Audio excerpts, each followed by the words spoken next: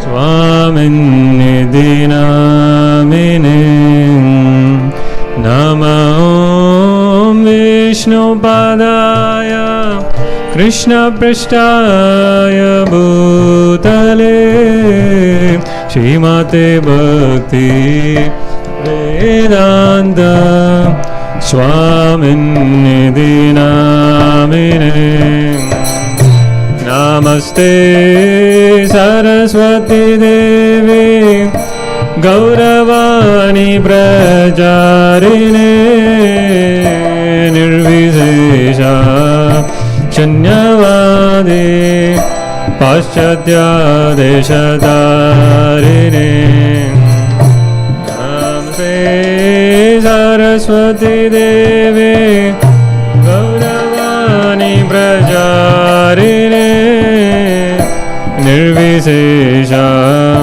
Shanyavadi Paschatya Deshatarine Shri Krishna Chaitanya Prabhu Nityananda Shri Advaita Gadadhara Shivasadi Gaura Bhakta Vrinda Shri Krishna Chaitanya Prabhu Nityananda Shri Advaita Gadadhara Shivasadi Gaura Bhakta Vrinda Shri Krishna Chaitanya Prabhu Nityananda Shri Advaita Gadadhara Shivasadi Gaura Bhakta Vrinda Shri Krishna Chaitanya Prabhu Nityananda Shri Advaita Gadadhara Shivasadi Gaura Bhakta Vrinda Hare Krishna Krishna Krishna Hare Hare Hare Rama Rama Rama Hare Hare Hare Krishna Krishna Krishna Hare Hare Hare Rama Rama Rama Hare Hare Hare Krishna Krishna Krishna Hare Hare Hare Rama Rama Rama Hare Hare Hare Krishna Krishna Krishna Hare Hare Hare Rama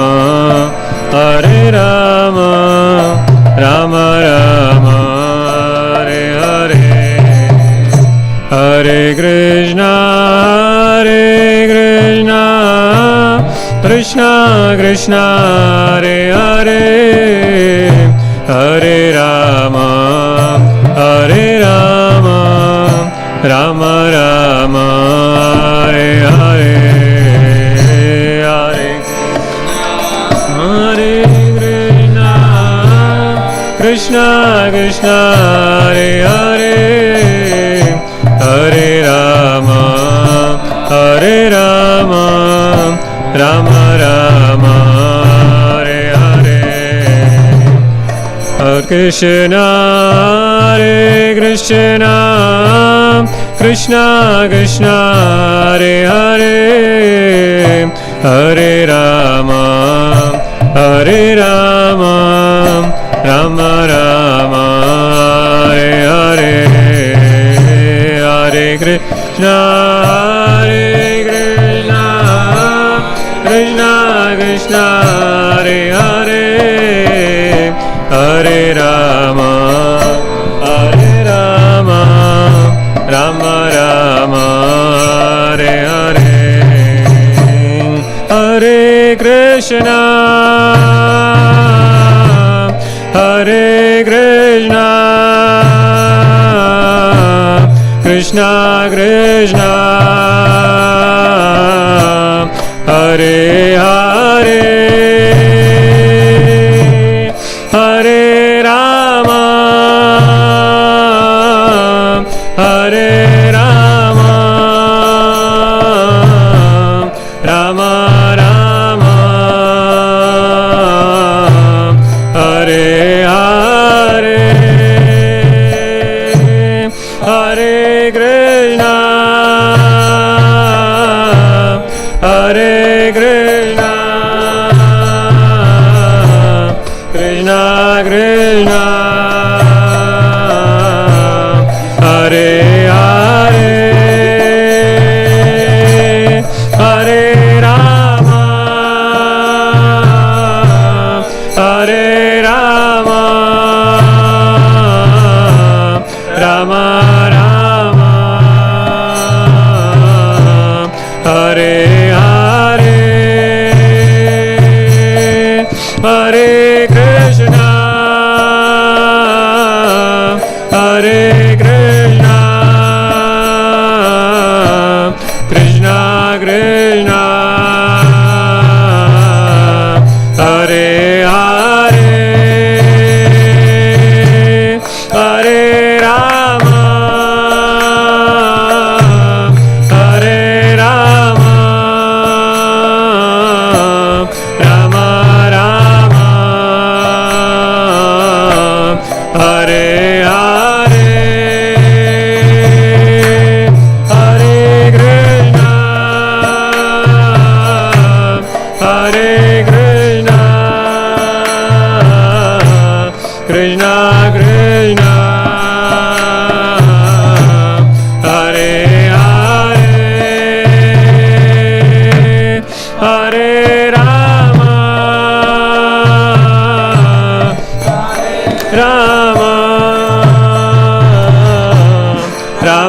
Rama, Hare Hare, Hare Krishna,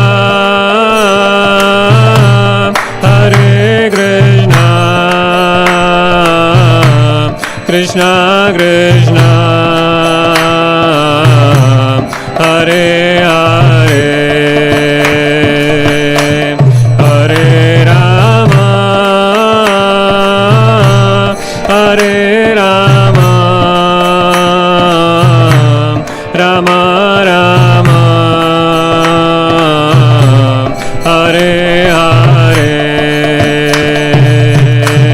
Hare Krishna, Hare Krishna, Krishna Krishna, Hare Hare, Hare Rama,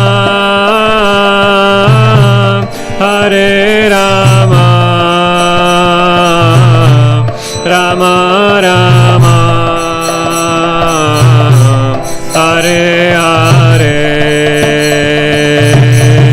Hare Krishna, Hare Krishna, Krishna Krishna, Hare Hare, Hare Rama, Hare Rama, Rama Rama, Hare Hare, Hare Krishna, Krishna, Hare Krishna, Krishna Krishna, Hare Hare, Hare Rama, Hare Rama,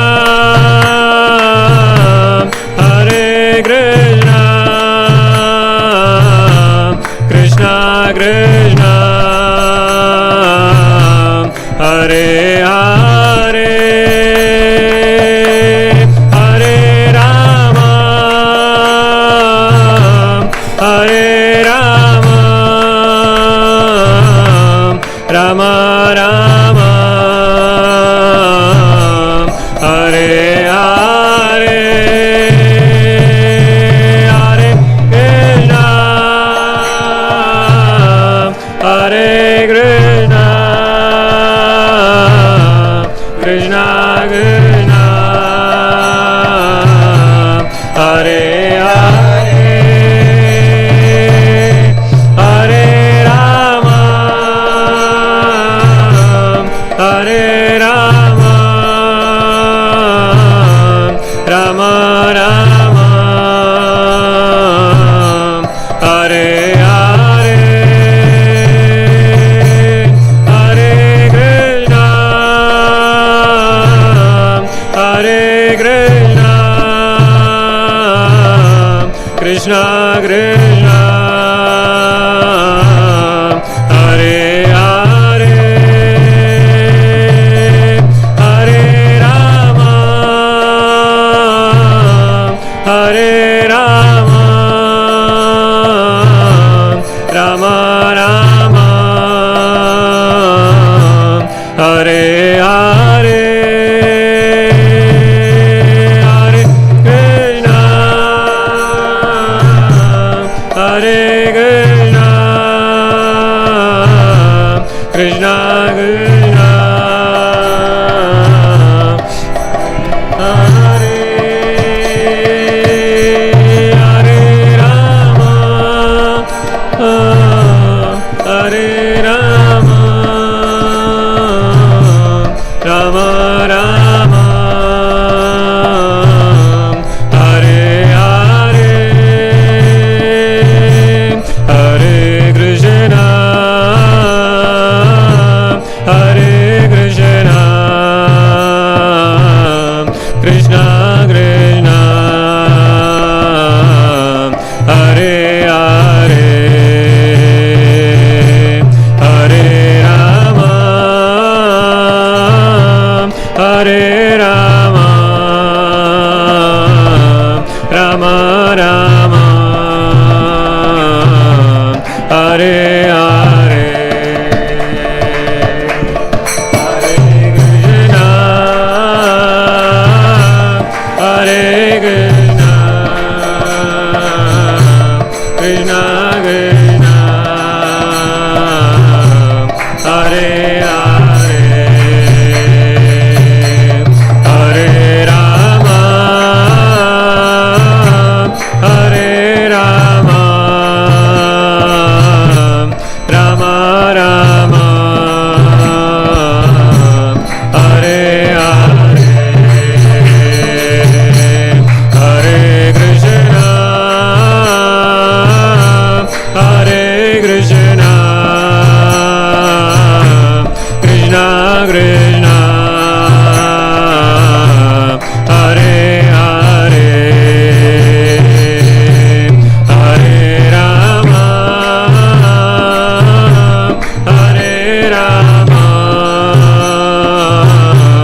Rama Rama, Hare Hare, Hare Krishna,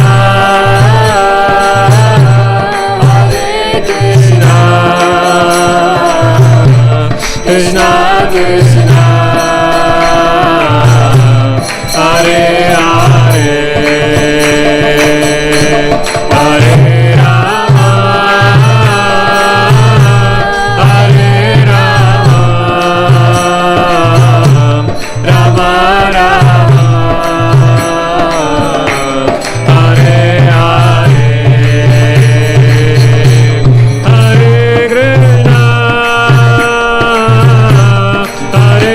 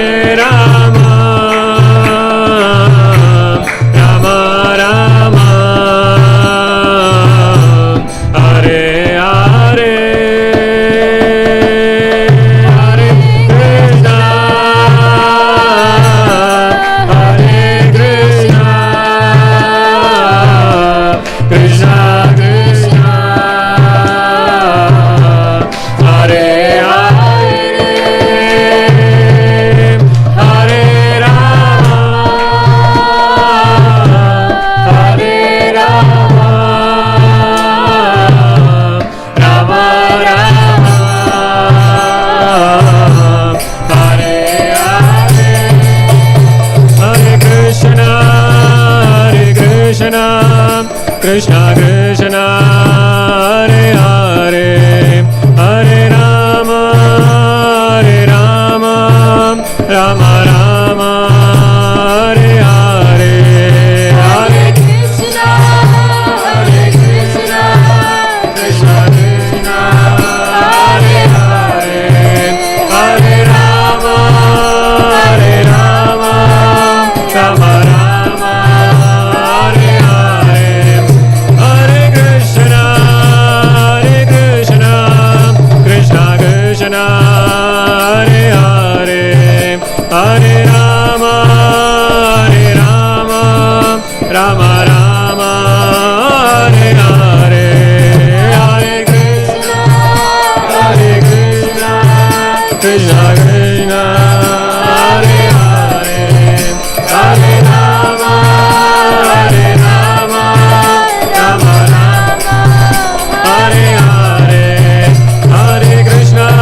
Krishna Krishna Hare Hare Hare Rama Rama Hare Hare Hare Krishna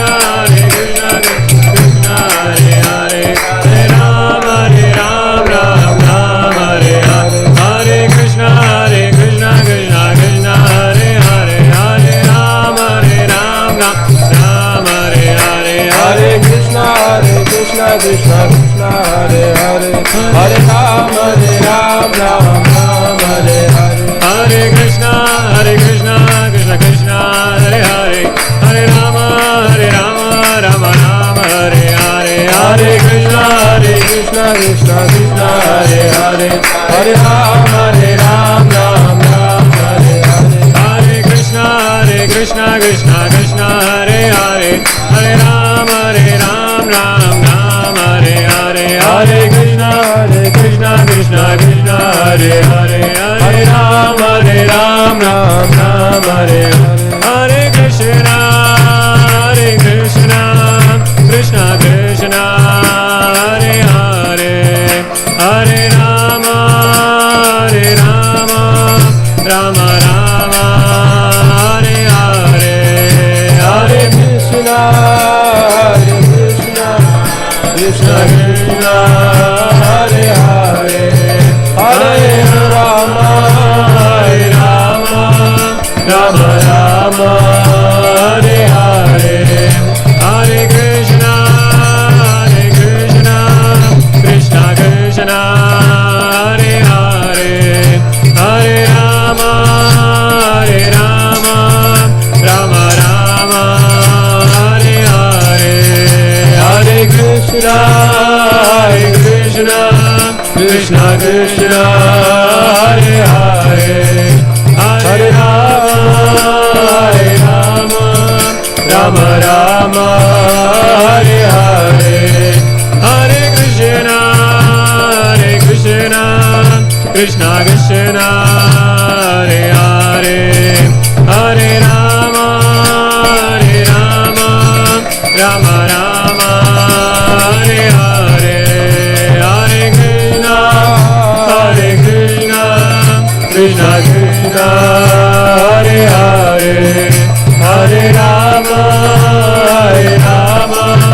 Rama Hare Hare Jaya Radha Madhava Hare Radha Madhava Hare Radhe Jaya Radha Madhava Hare Radha Madhava Hare Radhe Jaya Radha Govinda Radha Govinda Ji Radhe Jaya Radha Govinda Radha Govinda Ji Radhe Jaya Shina Ji Gopal Shina Ji Gopal Jaya Shina Ji Gopal Jaya Shina Ji Gopal Shina Ji Gopal Shina Ji Gopal Jaya Shina Ji Gopal Jaya Gauranidai Gauranidai Jaya Gauranidai Jaya Gauranitai Jaya Gauranitai Gauranitai Jaya Gauranitai Jaya Gauranidai Gauranidai Jaya Gauranidaya Gauranidaya Gauranidaya Gauranidaya Jaya Gauranidaya Jaya Jagannatha Jaya Jagannatha Baladeva Jaya Subhadra Jaya Jagannatha Jagannatha Baladeva Jaya Subhadra Jaya Jaya Prabhupada Prabhupada Prabhupada Jaya Jaya Prabhupada Jaya Jaya Prabhupada Prabhupada Prabhupada Jaya Jaya Prabhupada Jaya Jaya Gurudev Gurudev Gurudev Jaya Jaya Gurudev Jaya Jaya Gurudev Gurudev Gurudev Jaya Jaya Gurudev Nitai Gaura Hari Bol Hari Bol Hari Bol Nitai Gaura Hari Bol Nitai Gaura Hari Bol Hari Bol Hari Bol Nitai Gaura Hari Bol नाम संकीर्तन की जय श्री प्रभुपाद की जय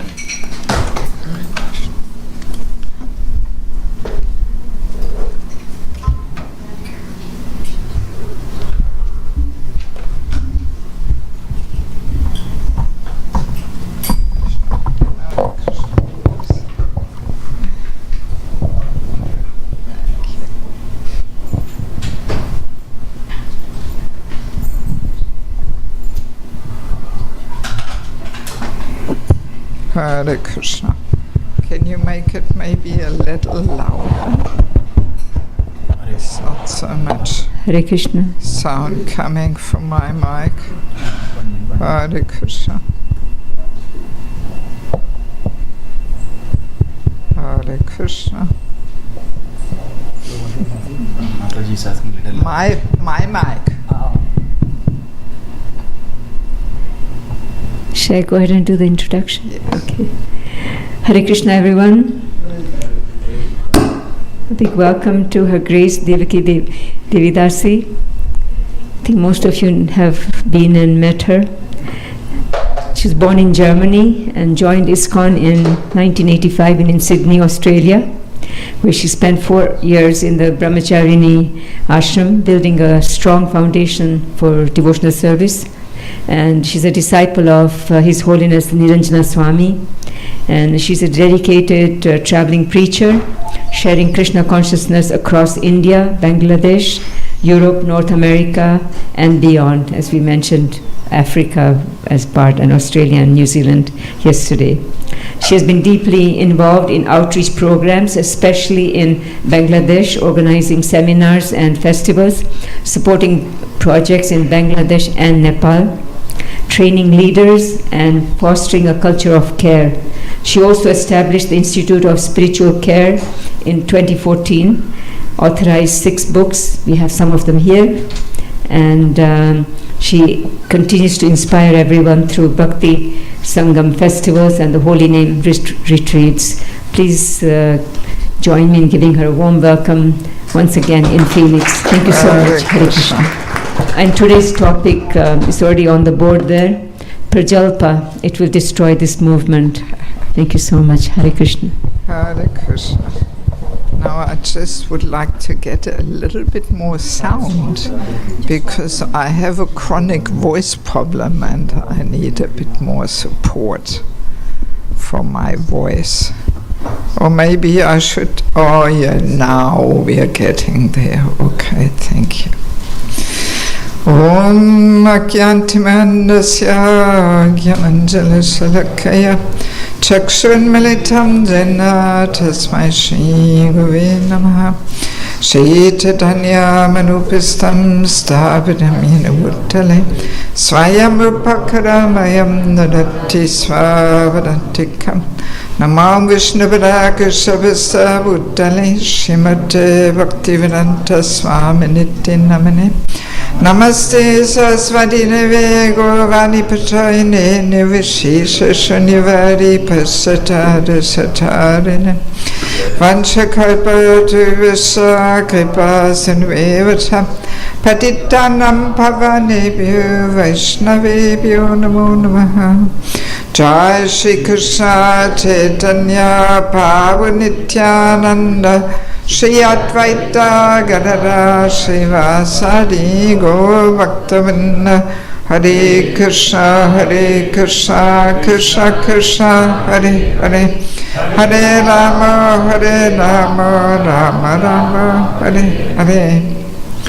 So thank you very much for bringing me again to another beautiful home with so many nice devotees coming together. Who am I meeting the first time now, today? Anybody here? Not so many. So the other devotees I have met on other programs, yeah? Even our hosts, have I met you somewhere else? Okay, good. There are so many new faces, so I cannot remember them all. Okay, so today our topic, Prajalpa, it will destroy this movement. It's actually a statement that Prabhupada made. Yeah. And the way I understand it is not that it is a prediction, it will destroy this movement, but it is more of a warning that if we don't give up this bad habit of talking Prajalpa, it may very well have the power to destroy this movement. Yeah. And interesting to observe that the attacks coming from outside of ISKCON, they usually unite us to fight against them. But the attacks from within, this is very disuniting and destructive and so on. Yes. So that's why we have to be very careful, because the attacks from within, they are usually based on Prajalpa. And maybe we will discover this today. Yes. Some years ago, I gave this presentation in Mayapur to a whole big group of leaders. There's this ISKCON Leadership Sangha, this ILS, happening every 2 years. So I gave this there once, and yeah, people were interested. It was quite well attended.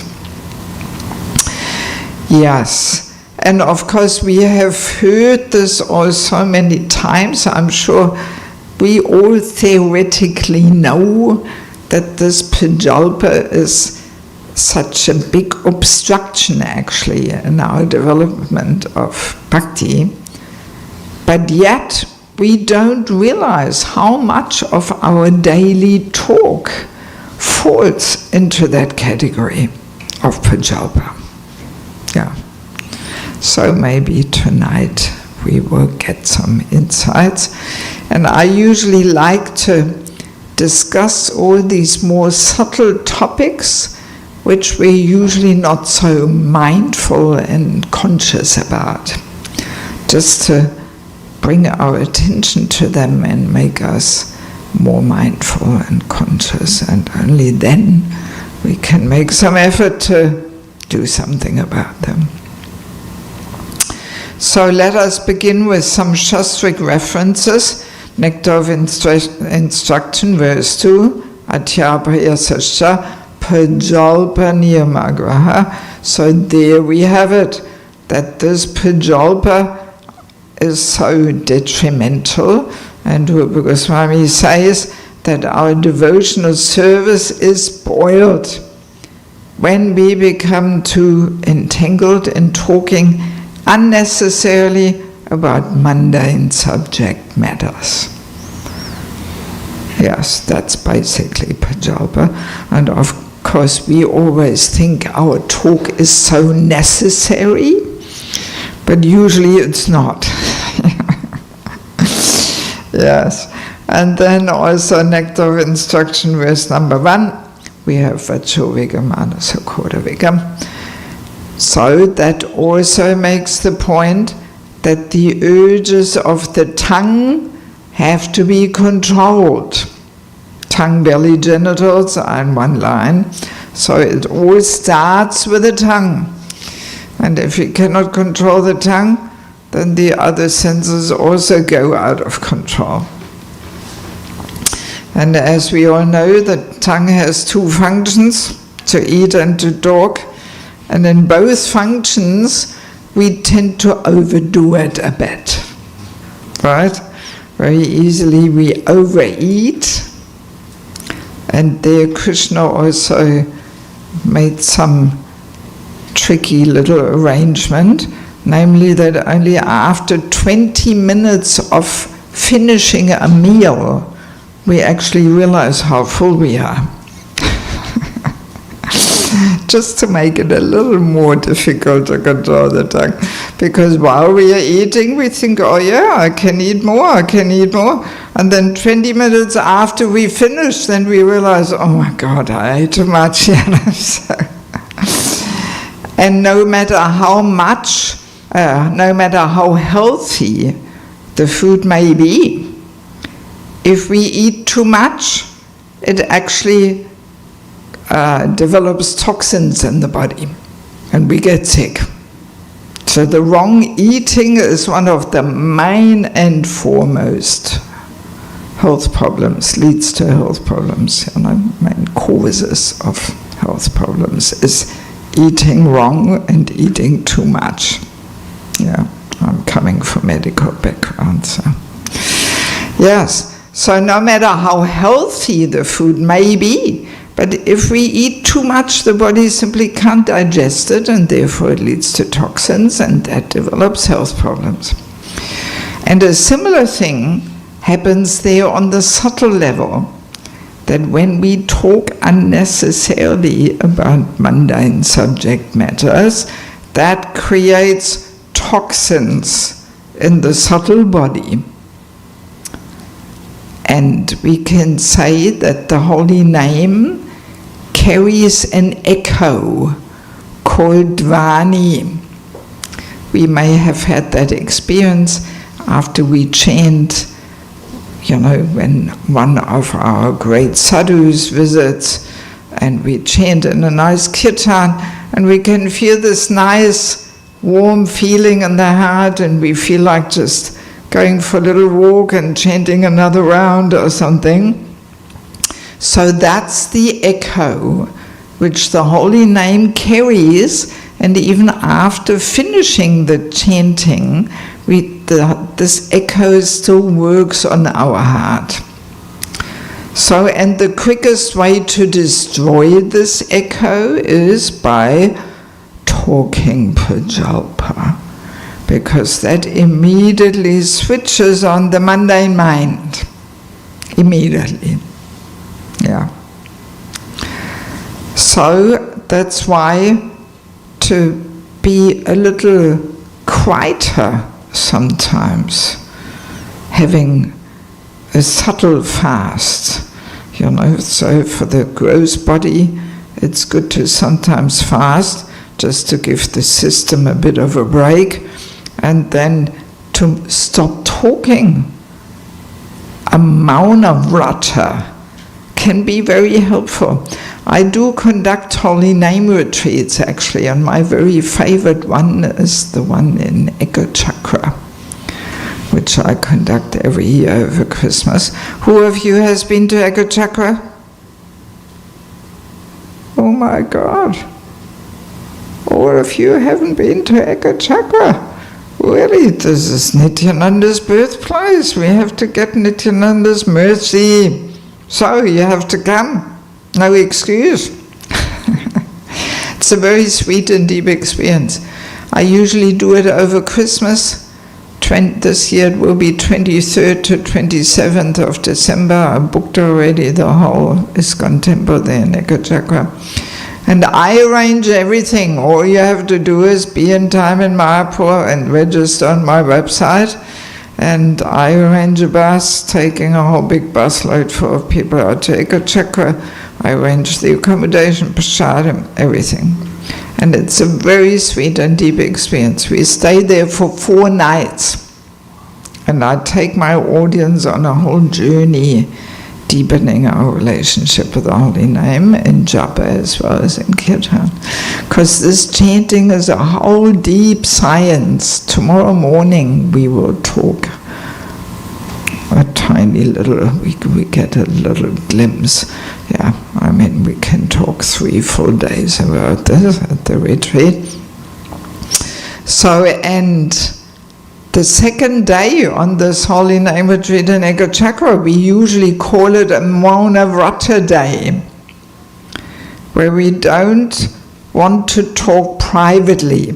Of course, in our Bhajan Kutir, the seminar goes on, and all the sharing exercises and whatever we do there, this all goes on, but no private talking. And that does help to be a little quieter and introspective and reflect a little bit and see where am I standing here in my relationship with the Holy Name and so on. But you would not believe how difficult this is for some people, just to not talk for one day. For me it's always my favorite day, it's my favorite day. But people will forget, and then they'll talk again. And then I catch them on the phone. Oh yes, I'm in Ekachakra, and today's the Mount of Rata day, and it's really cool, and talking. My goodness. Yes, I mean, I can really recommend this retreat, especially if you are willing to switch off your phone for the whole 4 days. You actually enter a different reality. Yeah. As I have shared on previous sessions, I do live without a phone. Yes. And one reason is because so much Prajalpa goes on over social media, and I don't want to take part in this. Yeah, so I traveled the whole world without a phone. It's possible. Prabhupada did it too. Yeah, so if people switch off their phone, and only a very few people actually can do it, people are so addicted to their phones that most people can't even switch it off for a few days. But if we have this mood, everything can wait until after the retreat. Nothing is more important than the Holy Name. Then we enter a different reality. It's very powerful. By Nityananda's mercy. Anyway, back to the Prajalpa. Yes. So, yeah, that's why, just being a little quieter, no harm, at least every now and again or something, Yes. On such retreats, very powerful. And actually, Srila Prabhupada, he was very strongly speaking about this danger of Prajalpa. There's a very wonderful book called The Transcendental Adventure, which describes Prabhupada's pastimes in Australia and New Zealand. That's written by Kulma Prabhu, who is known because he is such a good cook. So his writing is just as tasty as his cooking. And I know him personally. He was in Melbourne Temple when I joined in Australia, and he was always cooking the Sunday feast, and we new girls, we had to cut up the vegetables for him, so I've experienced him in the kitchen there. Anyway, so he shares how one day, that was also in Melbourne, Upendra Prabhu was cooking Prabhupada's lunch, and the kitchen was right next to Prabhupada's room. And the devotees from Mayapur came back from the festival. So in those days there was no internet, no mobile phones, no social media. So all the big news were given by word of mouth. Oh, have you heard? And guess what? He did this, she did that, and. So, and Prabhupada heard it all. And he got so angry. He called Upendra Prabhu in his room and said, "What are you doing? Are you speaking Prajalpa?" And then Prabhupada said, "Is talking about other devotees Prajalpa, Srila Prabhupada?" And Prabhupada said, "Yes, this devotee, that devotee, life is short, don't waste your time. When two devotees meet, they should talk about Bhagavad Gita and Bhagavatam and service to the Lord, and not just about this person and that person." And he blasted him, he gave him a 10-minute heavy session there. And Upendra Prabhu came back in the kitchen all shaking, sharing what Prabhupada had said. And then a similar situation happened, also again, with Upendra in the kitchen. And again, Prabhupada called him in his room, chastised him severely. And that's when Prabhupada said, "Prajalpa, it will destroy this movement." So it's from Koma Prabhu's book. And yeah, there is also another funny little episode in regards to modern technology. When the telex machine came out, I'm sure most of you here don't even know what this is. It's the previous technology to fax was telex. So fax we may still know, but the previous one was telex.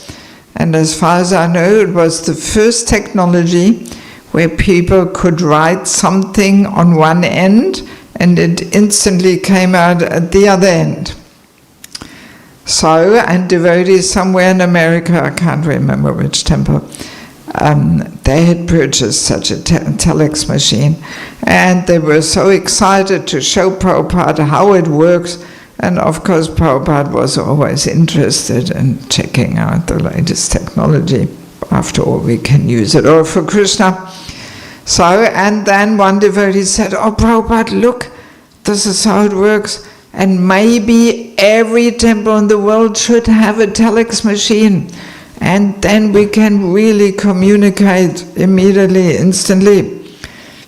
So, and what did Prabhupada say? No. If every temple has a telex machine, you will talk Prajalpa all around the world. That's what Prabhupada said. Yeah, he knew. So without modern technology, the Prajalpa is more restricted to one room or something.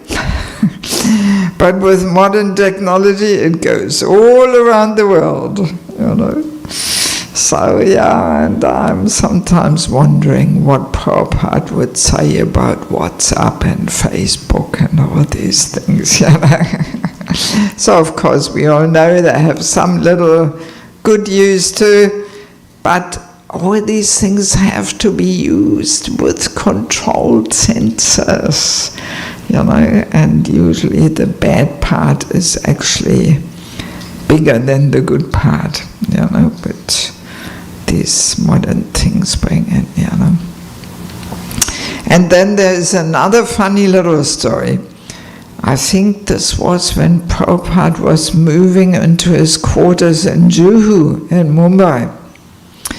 And Prabhupada, for the very first time, had his own phone line. Yeah, of course, a landline. Nothing else was available in those days. So this was a big thing. Wow, Prabhupada has his personal phone line. So, and the first night, middle in the night, the phone rings. Somebody from America forgot the time difference. "Oh, Hare Bol Swamiji, I just wanted to see how you are, And what did Prabhupada say the next morning? "Get this phone line out of my room. I don't need a phone." So Prabhupada immediately realized this is more trouble than any good. So I don't think Prabhupada would walk around with a mobile phone in his quarter pocket, I don't think so. He wouldn't want to have it, more trouble. If he couldn't even tolerate a landline, what to speak of a mobile phone. Yes. So this is just a little introduction to the topic. So now I would like to go with you through one chapter of Bhaktivinoda Thakur's book Bhaktialoka. There is one chapter called The Six Faults That Destroy Bhakti, and that of course refers to Rupa Goswami's Adhyapaya Prajalpa Niyamagaha. So, and there he gives quite a list of categories of Prajalpa. What actually all falls into that category. And I find this very good to understand, so that hopefully we become a little bit more mindful how much Prajalpa we talk every day, practically every day.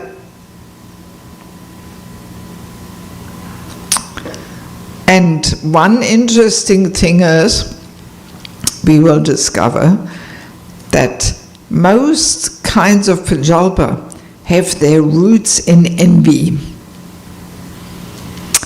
And this is one additional reason why Prajalpa is so contaminating. Not only because of its mundane content, but also because it's envious talk. And the other day at our university program, we were talking how consciousness travels on sound vibration. So if we have envious talk,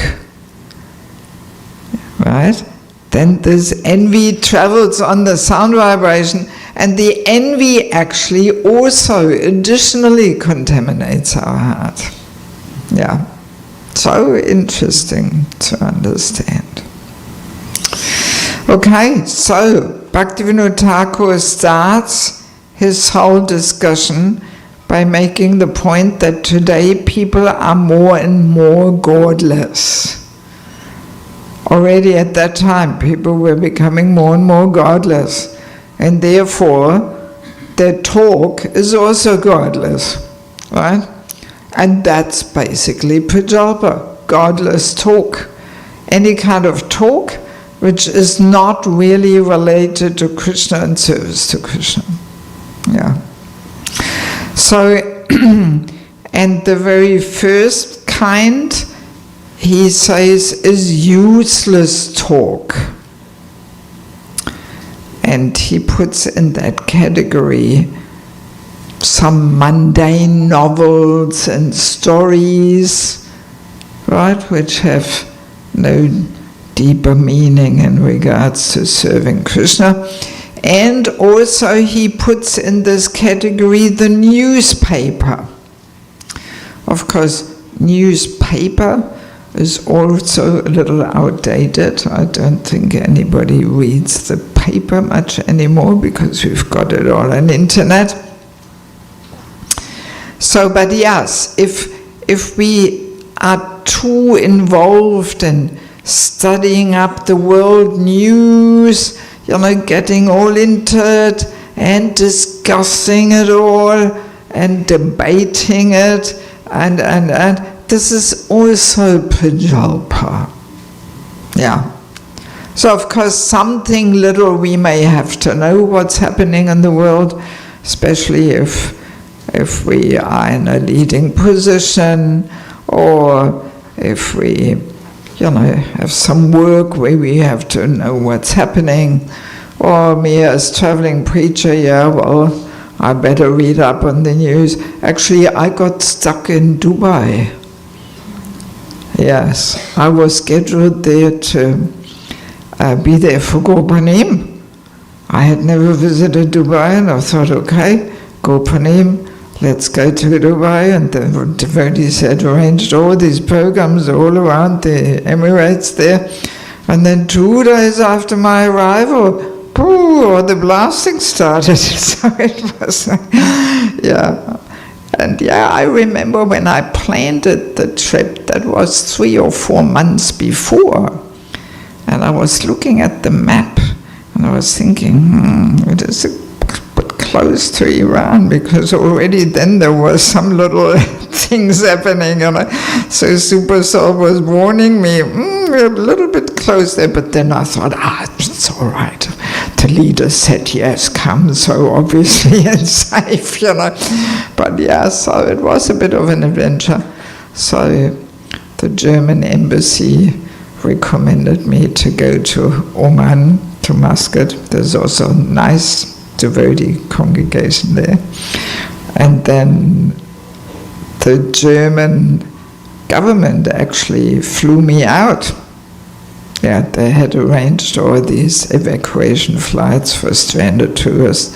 There was about 30,000 stranded German tourists in the Emirates. So like that I got back.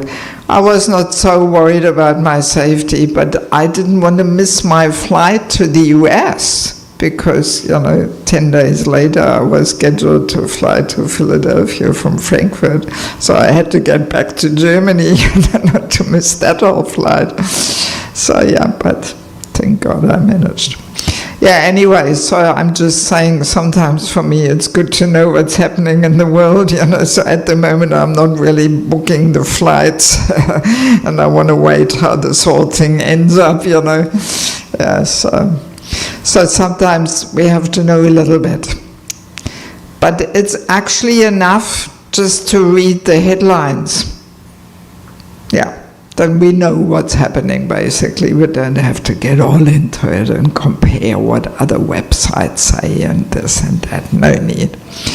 And in regards to this point, there's also a nice little story with Prabhupada.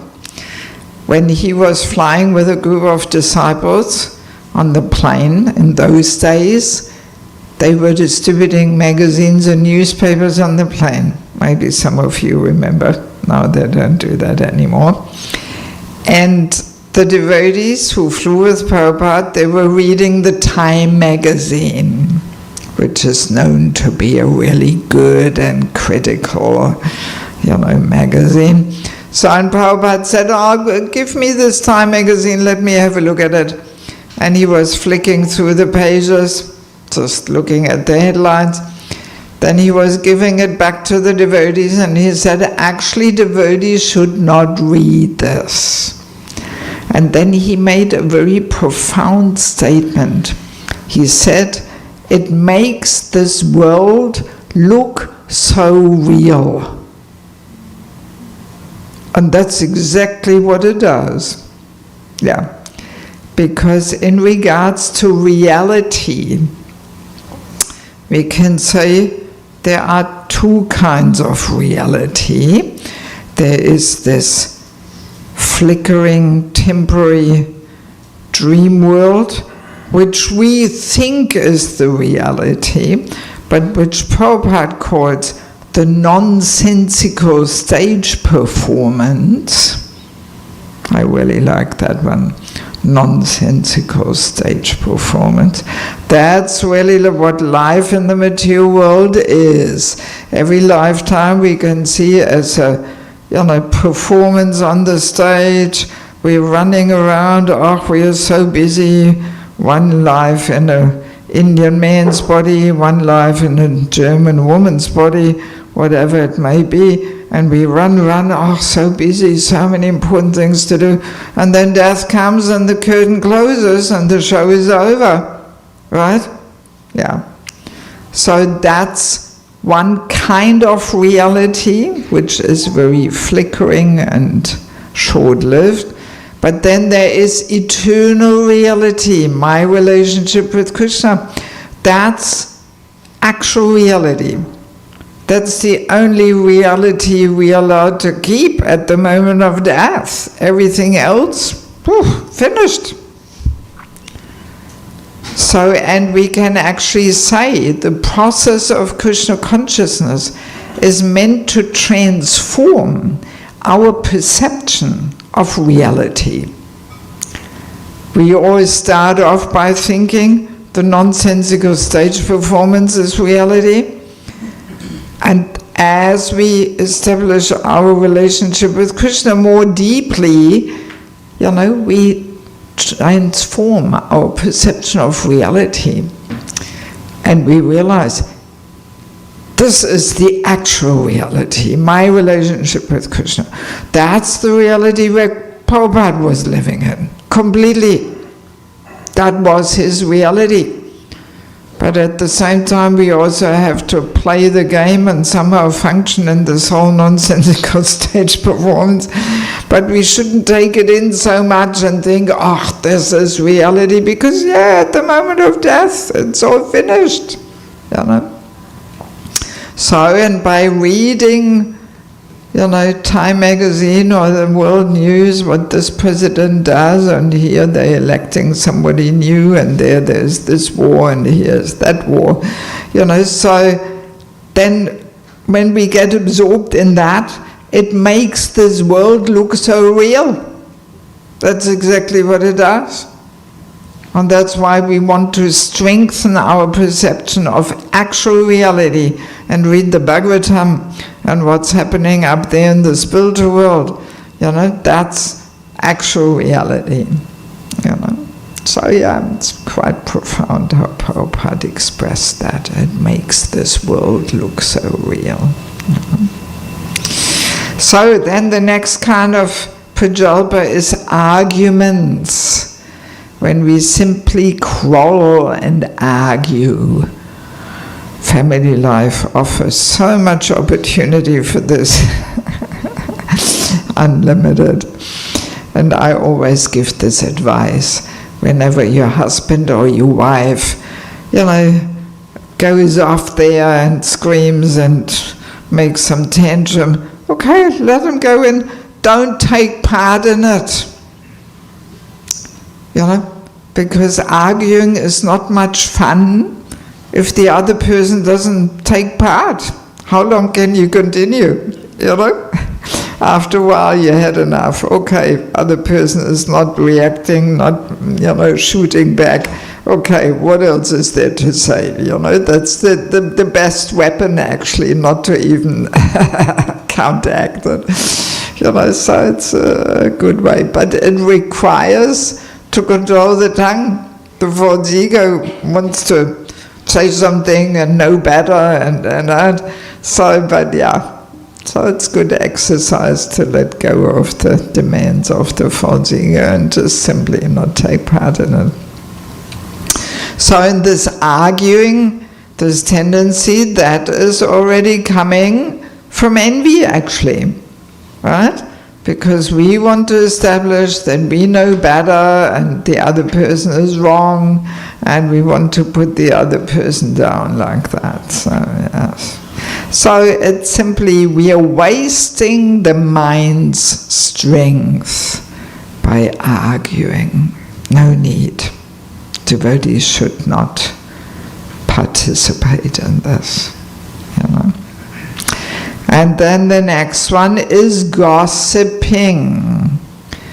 Talking about others without reason. Again, we think, of course, we always have a good reason, but we actually don't.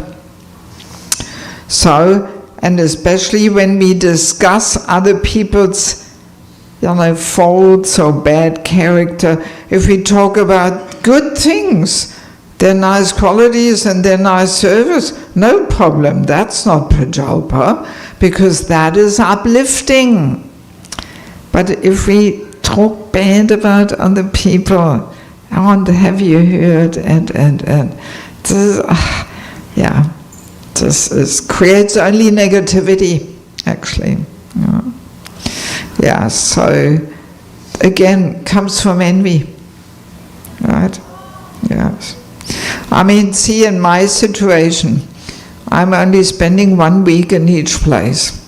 And this is actually excellent, because if you stay only 1 week in each place, you see everybody as a great saintly personality. You don't stay long enough to hear all the, what's going on underneath the surface and all the criticism and gossip and all that. You don't stay long enough for that. So it's fantastic, And during pandemic, I realized I couldn't travel so fast. I was still moving around, but it was a little slower. I got stuck in Europe. I actually came from India, and I wanted to only stop over for 5 days in Germany, and then I had a flight to New York, actually. And exactly then the borders closed. So it was actually good, because it was a good place to get stuck in Europe. It was not so bad. So I was still moving around in the EU countries, but it was a little more troublesome with tests all the time and this and that. But in any case, I sometimes stayed for 3-4 weeks in one place, and then immediately I realized, okay, here we are, the whole gossip, and sometimes, I also became a victim of all kinds of nonsense talk and this and that, and I was so glad when this pandemic was over and I could go back to my usual ways of traveling, people often get over familiar with each other, and then so much, Prajalpa goes on, Also, another interesting thing in regards to gossiping, especially in rural communities, when people all live on the property. There's all this village talk going on in circles, and then it comes back to the person where it originated, but by then it's a little twisted, and then the person says, what? I didn't even say that. Why did you say this? And then it takes another round around the community. My goodness. And interestingly, I can observe that these days it's so difficult for people to keep things confidential. And this confidentiality is so important, especially in regards to mentorship, to counseling people. People should feel safe when they open their heart. And what makes it so difficult for people to open their heart is because people don't keep things confidential. They tell everybody else.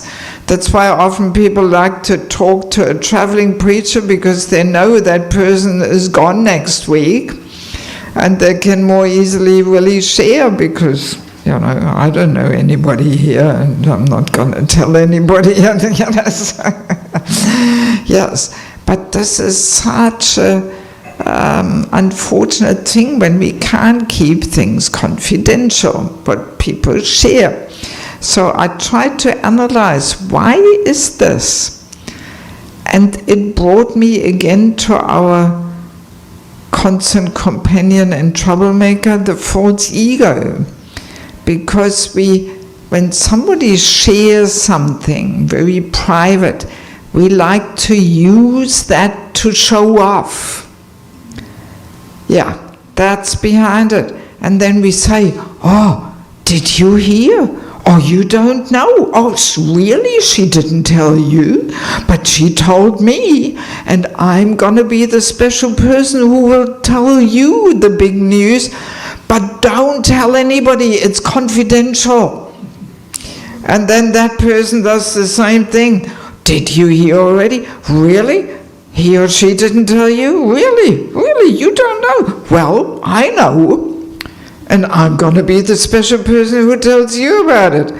But don't tell anybody. It's confidential.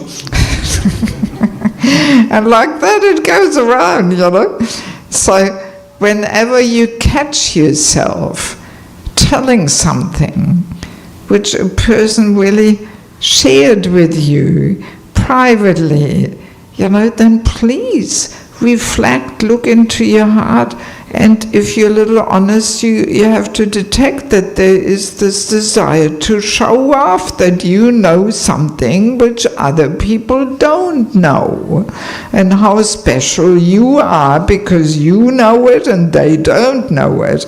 You know, yeah. False ego, my goodness, you know, gets into any little gap there in any door, you know, to spoil everything, yeah. False ego. So, then the next one is debating. Yeah. Debating we can see as a more intense way of arguing, and debating, and of course gossiping also comes from envy. You know, we want to put other people down, establish our superiority.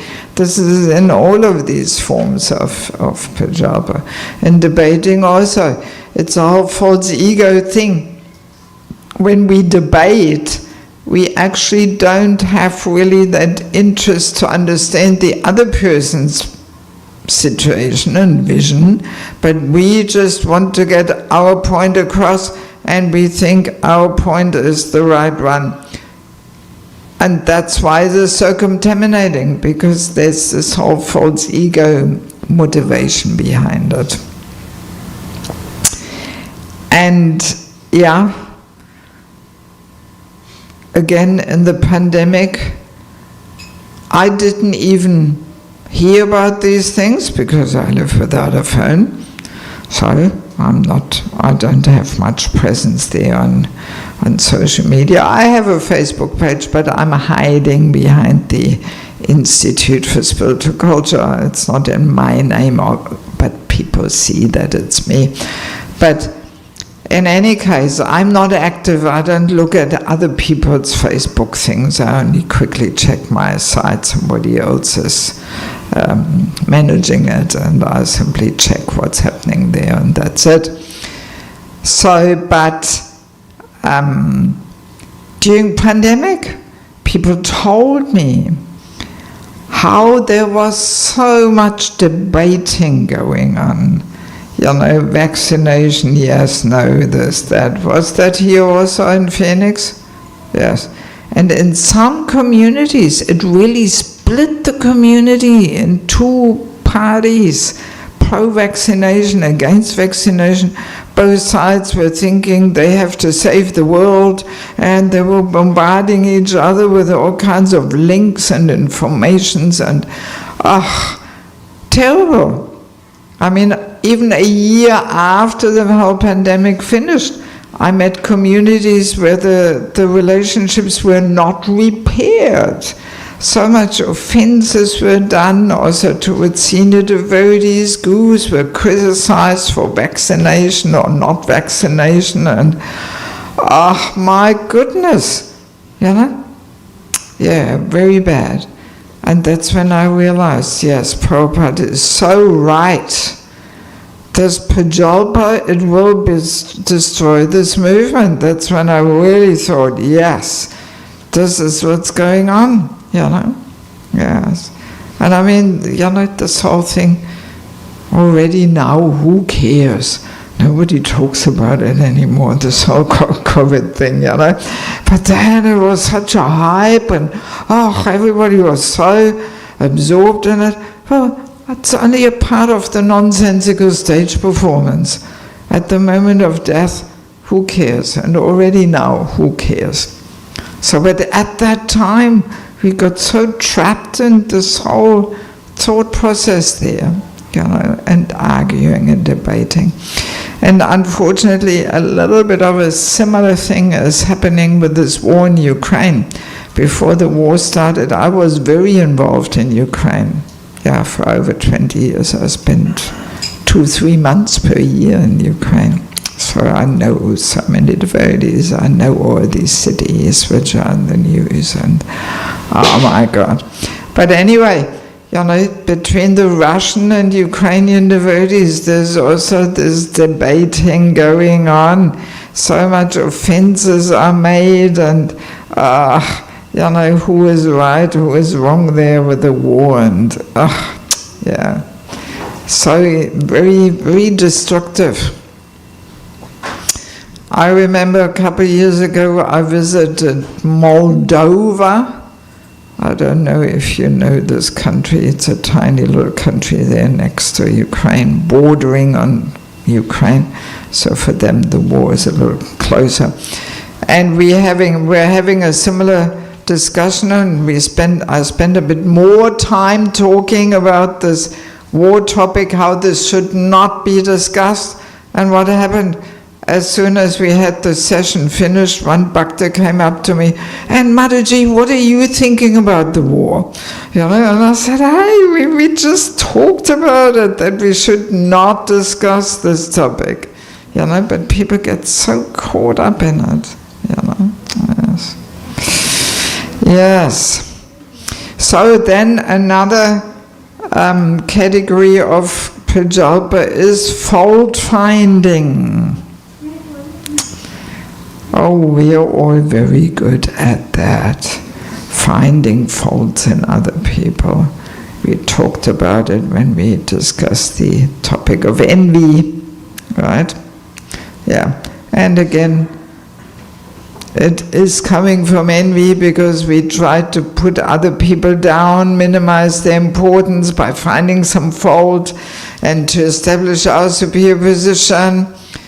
And we were sharing at the envy discussion that our previous Acharya Sridhar Swami, he makes this statement saying, whether it is true or not, talking about faults of a Vaishnava means to blaspheme him, even if it is true.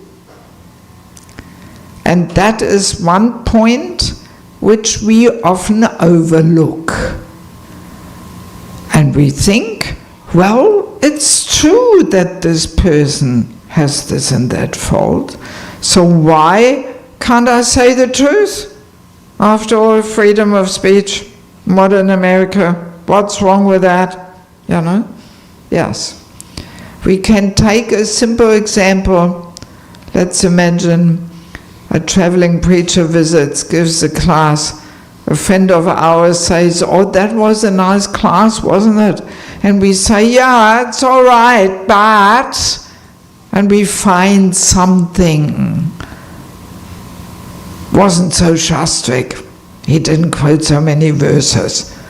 So even if it is true that it was not so shastric, even if it is true that he didn't quote so many verses, but just the fact that we feel impelled to make this statement, if we reflect and introspect, we have to admit there is some envy there. We want to put the person down. And indirectly we say, if I had given the class, I would have quoted so many more verses, so I'm actually better. That's what's behind it. It's so subtle, But the contaminated intelligence can always find so many justifications. Well, it's true. I'm just sharing with my friend the experience of the class. What's wrong with that? Right? Yeah. And also we have to be clear that talking about faults of others only magnifies the fault. Right? It makes it bigger by talking about it. And it is not purifying for anybody. Not for the person who we talk about, not for ourselves, not for others who hear it. We are simply ventilating and magnifying negativity. So of course some persons have to sometimes speak about another person's problems or something. That's when we are in a leading position, Diksha Guru, Shiksha Guru, department head, whatever. We may have to, in a well-wishing mood, discuss with other devotees in a leadership position how to help this person, how to engage him better. That's a whole different thing, right? But if we are in a leadership position, then we should only speak to others who are also in that service, you know. So, and not just to anybody. So it doesn't mean just because we are leader or in some, you know, in charge of other devotees, that doesn't give us the permission to talk to anybody about some person's difficulties or problems or faults, you know. So, and we have a similar thing in the medical field. There's that law of confidentiality that the doctors and nurses, they cannot tell any outsider about the person's diagnosis or whatever, you know.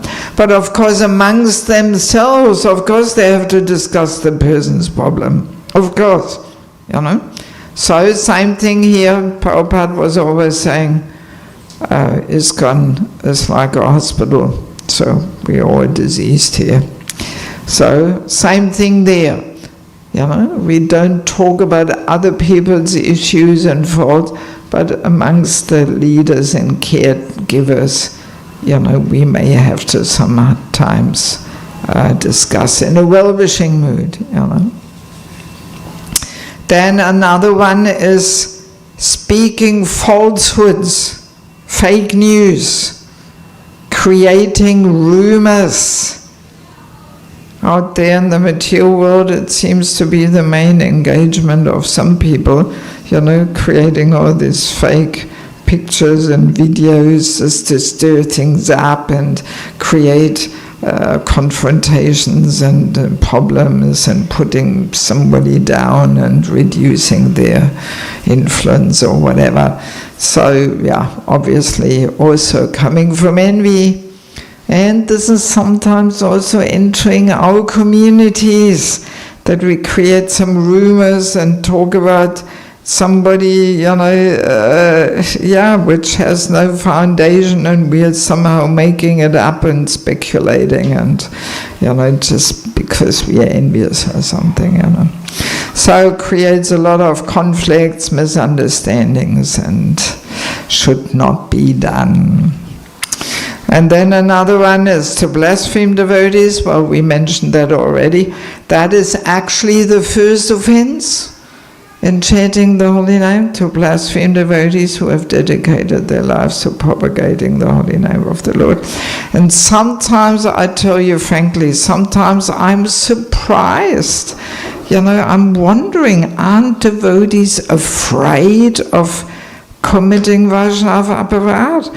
There's so much criticism, fault-finding going around, mainly also over social media, you know, and people don't even seem to realize, hey, you know, this is offensive, even if it is true that a person has a fault. Talking about it is blaspheming. Yeah, and this is maybe the main reason why we don't make as quickly advancement as we could, because it's the mad elephant offense, right? If you let a mad elephant in your garden, he tramples everything down, and that's exactly what we do when we criticize devotees, you know.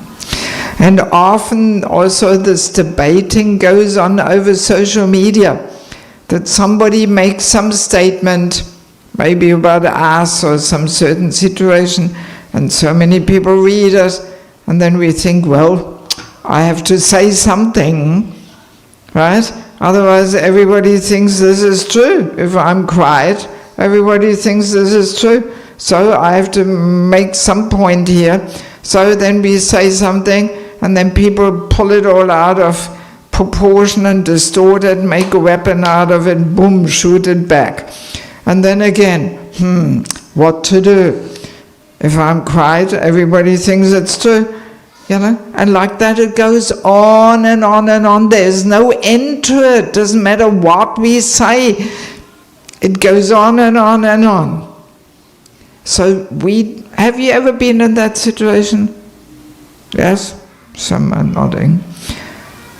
Devotees should not take part in this. Hare Krishna, all glories to Srila Prabhupada. I'm pulling out. Finished. Let them talk what they want to talk. Because when we take part in this, we can feel all this frustration and anger and contamination in the heart, and the whole thing goes in circles in our head. We can't stop thinking about it. Even when we try to chant, all these conversations go on in our head. Every time when some topic goes around in circles in our head, it's a sure sign that the false ego tortures us and takes us for a ride. It's a sign of the false ego. Good to identify it, Shake it off, and don't take part. No. Yes, and the last category is simply worldly talks. Talking about all kinds of faculties of knowledge, whatever it may be, mathematics and whatnot, just like a sport, and to discuss and, showing off how smart we are and this and that. So, of course, some faculties of knowledge like archaeology, biology, astrology, we can connect them nicely with Krishna consciousness. We can use them for preaching, but that requires also some expertise and qualification, right? So we have a few personalities in ISKCON, Dutta Prabhu and so on. They are scientists, and of course they have a lot of knowledge, but they use it really, they have no other interest except for preaching. Whereas if we just discuss and talk, then it is Prajalpa. So it's a fine line, So, and of course, saying all this, let us balance it a little bit. Like when we, for example, have non-devotee relatives, we may just have to engage a little bit in some small talk, just to connect with people. Or with newcomers, when people come for the first time to the Sunday program or something, we can't be just only Bhagavad Gita and Srimad Bhagavatam and nothing else. We have to connect with people. Oh, who are you? How are you? What are you doing? This, that, and so on. But then we always try to connect it with preaching, and we see where the person is at, and then we try and inject some little Krishna consciousness there. And Prabhupada was very expert in this. Sometimes Prabhupada was talking about all kinds of things, about horses and cars and the wars and whatnot. But he was very expert to always immediately connect it with some Krishna conscious message at some point. But so there are some situations where we have to engage a little bit in some small talk. But we should try and see how we can bring Krishna into the picture there. And before I want to open for questions, I just want to make one last point. There is one rule of Vaishnava etiquette which is so important, and almost nobody follows it, as usual. And it ends up in Prajalpa, And the rule is that if there is some disagreement or conflict on a higher level happening, either globally in ISKCON, there's always something going on in ISKCON, especially at the moment. There's a few hot topics. I'm not going to get into it.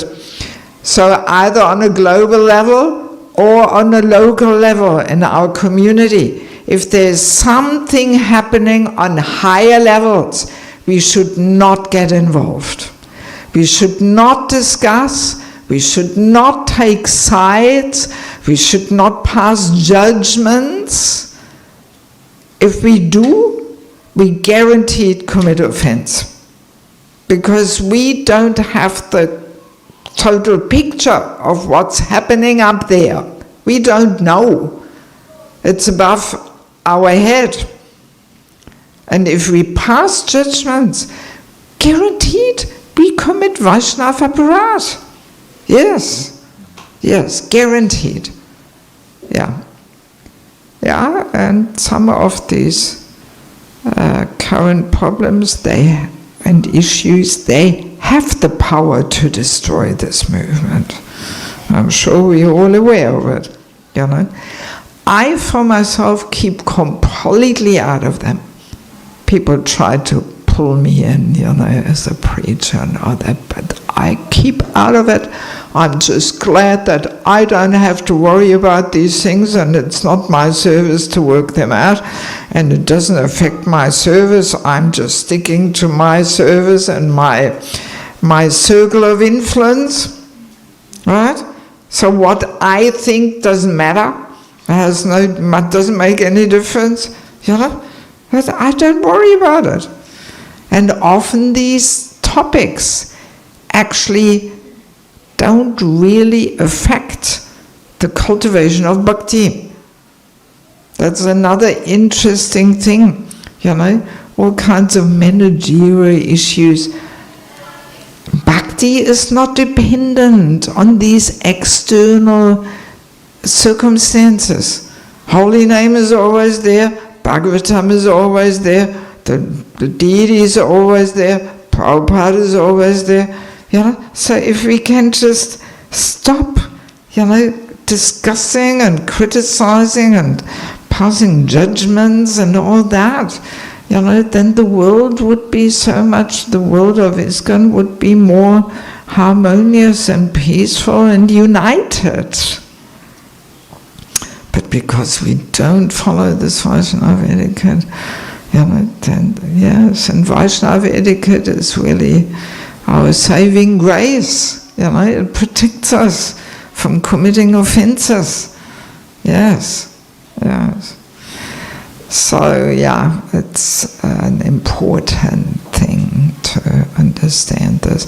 And another last little thing is that this Prajalpa in general, the really detrimental effect it has is that it destroys our faith in Krishna consciousness, in Prabhupada, and the Holy Name.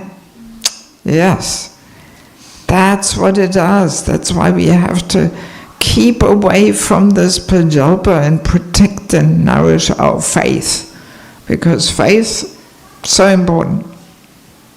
And especially faith in Prabhupada, super important. Actually, I'm with the third Diksha Guru. Naranja Swami is my third Diksha Guru. My previous two had to step down. First I took initiation of Bhavananda. He was the zonal Acharya in Australia and New Zealand, 85, that was the zonal Acharya days. Some of you probably are aware of this. So, and then he had to step down, but he is still around. I see him regularly in Mayapur. He is involved in the TOVP and all that. He's just not Guru Sannyasi GBC anymore. So then I took reinitiation of Prabhu Vishnu, former Swami in our Peru. He also had to step down. He's not Guru Sannyasi GBC anymore. And then I took one more time reinitiation of Niranjana Swami. But interestingly, all three personalities were the perfect guru at the time for me. My life would have gone completely differently if I had not taken shelter of these personalities. I would have never ended up in Bangladesh, but that's where I learned so many things. And you know. Yes. So, but what I wanted to say, you can only happily survive such kind of situations if we have faith in Prabhupada. Yeah. If we have faith in Prabhupada, doesn't matter what happens in ISKCON, we will never leave ISKCON, we will never leave Krishna consciousness. You know, so faith in Prabhupada, so important. And another interesting thing is, if we have faith in Prabhupada, then there are actually no controversial topics in ISKCON. Right? because Prabhupada's books are full of strong statements, and we may not be there yet in accepting them. But if we had faith in Prabhupada, we will say, okay, Prabhupada says these things, he must have a good reason. I cannot understand it now, I'm going to simply park that, and maybe later on, when I'm a little more purified, then maybe I can understand what he says. But if we don't have faith in Prabhupada, then we start criticizing even Prabhupada. Oh, he says this, and oh, he doesn't know how we live here in America, and this and that. Yes, it all goes back to faith in Prabhupada. But it also requires a little bit of humility to say, okay, I'm not there yet, I cannot really fully understand this or implement it in my life. But Prabhupada says, and he knows better, and he must have a good reason why he puts it in the Bhagavatam. And then there's no controversial topics. Yeah. All right, that's all I wanted to share with you. So let me see if we have any questions. Since it is again, like every evening, very practical, the practical application topics. So is there anything that we should discuss a little more?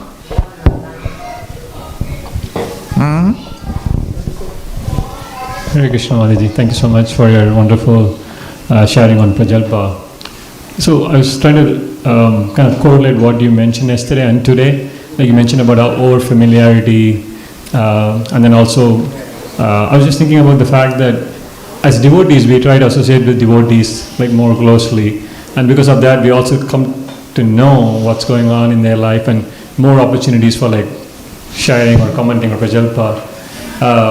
And same thing like with spouse or family members, we are closely associated and we always kind of vent out our anger on them. And so maybe just a depends answer, kind of it depends kind of an answer, but I was just curious to hear your thoughts on how do we, when we want to maintain close relationship with devotees and family members, but at the same time not to yield to these kind of negative emotions. Maybe some comments on that. Well, Vaishnava etiquette and culture is our saving grace, There's so many rules of etiquette, how to behave, even with parents. I mean, Bhaktivinoda Thakur says strong things there, that parents are our superiors, even if they're not devotees. And we have to respect them. But that doesn't mean we follow incorrect instructions. But we should try, how does he put it? I don't have those materials with me now. But he says it in a very profound way. He says something like, we should try and pacify them with gentle words and humility and gentle reasoning at the proper time. So, and we should have a very polite and respectful conduct, but we don't necessarily follow their instruction. But we don't argue back and try to prove them that we are right. I mean, also in the Western world, this is unheard, this etiquette, that people, especially non-devotees, but even devotees also, they argue with their parents and they instruct them and they preach to them. This is all against Vaishnava etiquette. We are not meant to preach to a senior, to a superior. We are not even meant to advise them, because then we take a superior position. This is against the etiquette, even if they're not devotees. Yes. Yeah, it took me also a while to understand this, because naturally we think, well, I'm a devotee, I'm a preacher, my mother doesn't know, so I have to tell her. But boo, she was always really heavily objecting when I was trying to tell her what to do. And then I realized, no, let me use this relationship to let go of my false ego. Let her be right, even if she's not right. It doesn't matter. You know, all this right, wrong thing, my God, it's all false ego stuff. So let her be right, even if she's wrong. You know, I don't have to tell her and have the last word or something. And then immediately, once I switched my behavior, our relationship became so much more harmonious, and she became even more favorable. She was already so favorable and came 2 times with me to Mayapur and Vrindavan and everything. But then even more. So very often, this is, for example, a reason why we have so strained relationships with our parents, because we devotees don't follow the Vaishnava etiquette. Maybe in Indian families people still have a little bit more that etiquette, but also getting lost. But then this should not go to the other extreme, that whatever the parent says has to be done, even if it's wrong. No. We should not follow incorrect instruction. But we don't argue, you know, and we just change the topic, you know, and yes, I know what you mean, it's all right, I'll think about it, and change the topic. You know? Yeah. Yes. I mean, there's also in the Bhagavatam this nice verse. When I read this the first time, I was really laughing to myself, thinking, wow, Bhagavatam is so practical. You know, the verse goes, if anybody wants to give us some advice, like parents, friends,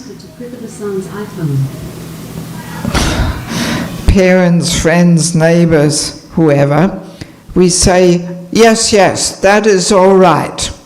But we keep our focus, you know, on Krishna consciousness, not making our life, you know, troublesome and entangled. We say, yes, yes, it's all right.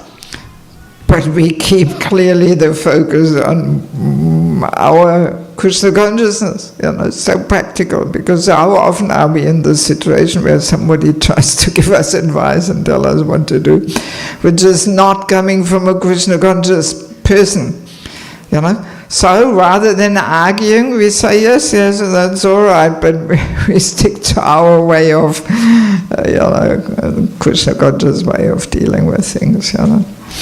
Yeah, so, I mean, you know, there's so much Vaishnava etiquette which helps us to maintain respect. Respect is another whole big topic. I have a whole separate seminar on respect, actually. Spiritual life is completely based on respect, right? And the culture of sense gratification is based on disrespect, because sense gratification means you use others for your advantage and enjoyment, and you will only do this when you're disrespectful. When there's respect there, you will not dare to use others for your interest. Yeah, whole big topic. Yeah, so Vaishnava etiquette and culture is our saving grace, you know.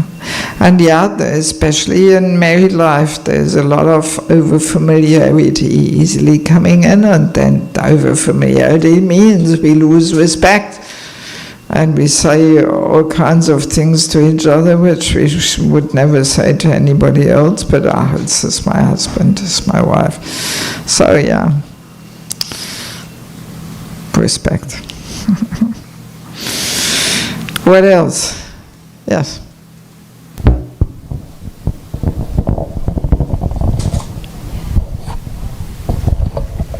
Amazing Pravachan Mataji, humble obeisances to you.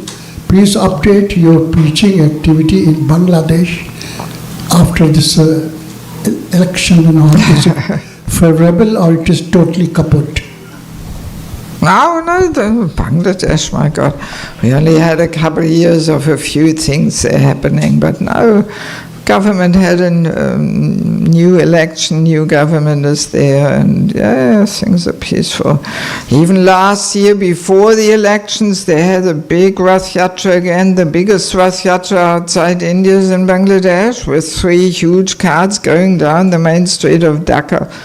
You know, people pull things so much out of proportion, you know, and this Bangladesh. Nobody talks about Ukraine. What's happening there? You know, so much worse. My goodness. But Bangladesh, everybody. Yeah. No, everything is great. Don't worry. So many properties, so many temples. Student teaching is really going strong. We have several thousands of student boys who live in base flats all around the country. 2,500 or something. Yeah. They live in flats together, practice Krishna consciousness. They pay a grihas to cook from the villages to cook the prasadam, and they have festivals and so many things. I'm very involved in the student preaching there, you know. They take me to all the universities and so on, you know. Yeah, no, it's all going on. Okay, what else, Prabhu? Thank you so much, Mataji, for a wonderful class, and especially the comment, the Prabhupada's, you gave Prabhupada's comments about having the material knowledge versus spiritual knowledge. But can you clarify more on, because Rupa Goswami does talk about sadhana bhakti, and the essential component is also to know some material things also, right? So can you... What do you mean? What? To have a material knowledge is also important as a part of sadhana bhakti. I might be wrong if I'm... As a part of sadhana bhakti? No. Maybe I'm wrong. We may have to have some material knowledge to keep body and soul together, to earn an income. But there's so many people, you know, who don't have much material knowledge, but that doesn't disturb their development of bhakti, you know. I mean, talking about Bangladesh and the villages, there's so many illiterate people who can't even read and write, but they're so devoted. Yes. Yes. I mean, it's the opposite. There's one strong purport in the Bhagavatam, first canto, 8th chapter, in connection with Queen Kunti, where Prabhupada says that a person who is situated in great material satisfaction cannot be so sincerely chanting the holy name, because we are meant to call out in helplessness. And in that same purport, Prabhupada says, therefore, the 4 principles of material advancement, namely high parentage, good wealth, high education, and bodily beauty, they are, so to speak, disqualifications for progressing in bhakti. Whew, very strong. You know, especially here in America, aren't we all striving for these things, for material satisfaction, for all this material, you know, advancement? Yeah, we are. But to see how dangerous they are, because they make us complacent and we feel satisfied, and they lead so easily to pride. Oh, I'm so educated, PhD, professor, this, that. You know, oh, I'm so wealthy. Oh, look at my big house. Oh, I'm so beautiful. Oh, I'm coming from such a high family. Yeah, it all feeds the ego, unfortunately. Doesn't have to be like that, but unfortunately it does, you know, because we don't have that vision, that we understand whatever little opulence we have is simply Krishna lending it to us so we can offer something back to him, you know. But we get so proud about it, and that's, a disqualification. Yeah, Prabhupada says it very strongly, you know. So, material education is not necessary for cultivating bhakti. No, absolutely not. Bhakti is not dependent on such external conditions. Yes. So, of course, especially in a man's body, we are most likely getting married, so we have to know something to keep body and soul together. But even there, Prabhupada says, a serious devotee invents some way of earning his livelihood. He invents some way. That's what Prabhupada says. That's there in the chapter on ideal family life in the Bhagavatam. All these things I'm discussing in the family life as an ashram, Secrets of Success book. Yeah, so material knowledge is not required for this. And we have the nice example with the Brahmana and the cobbler, who asked Narada Muni to ask the Lord when they return. Brahmana, many more lifetimes. Cobbler, he will go back to Godhead after this life. So how much material knowledge does the cobbler have? Not very much. May not even know any verses or nothing even, But devotion,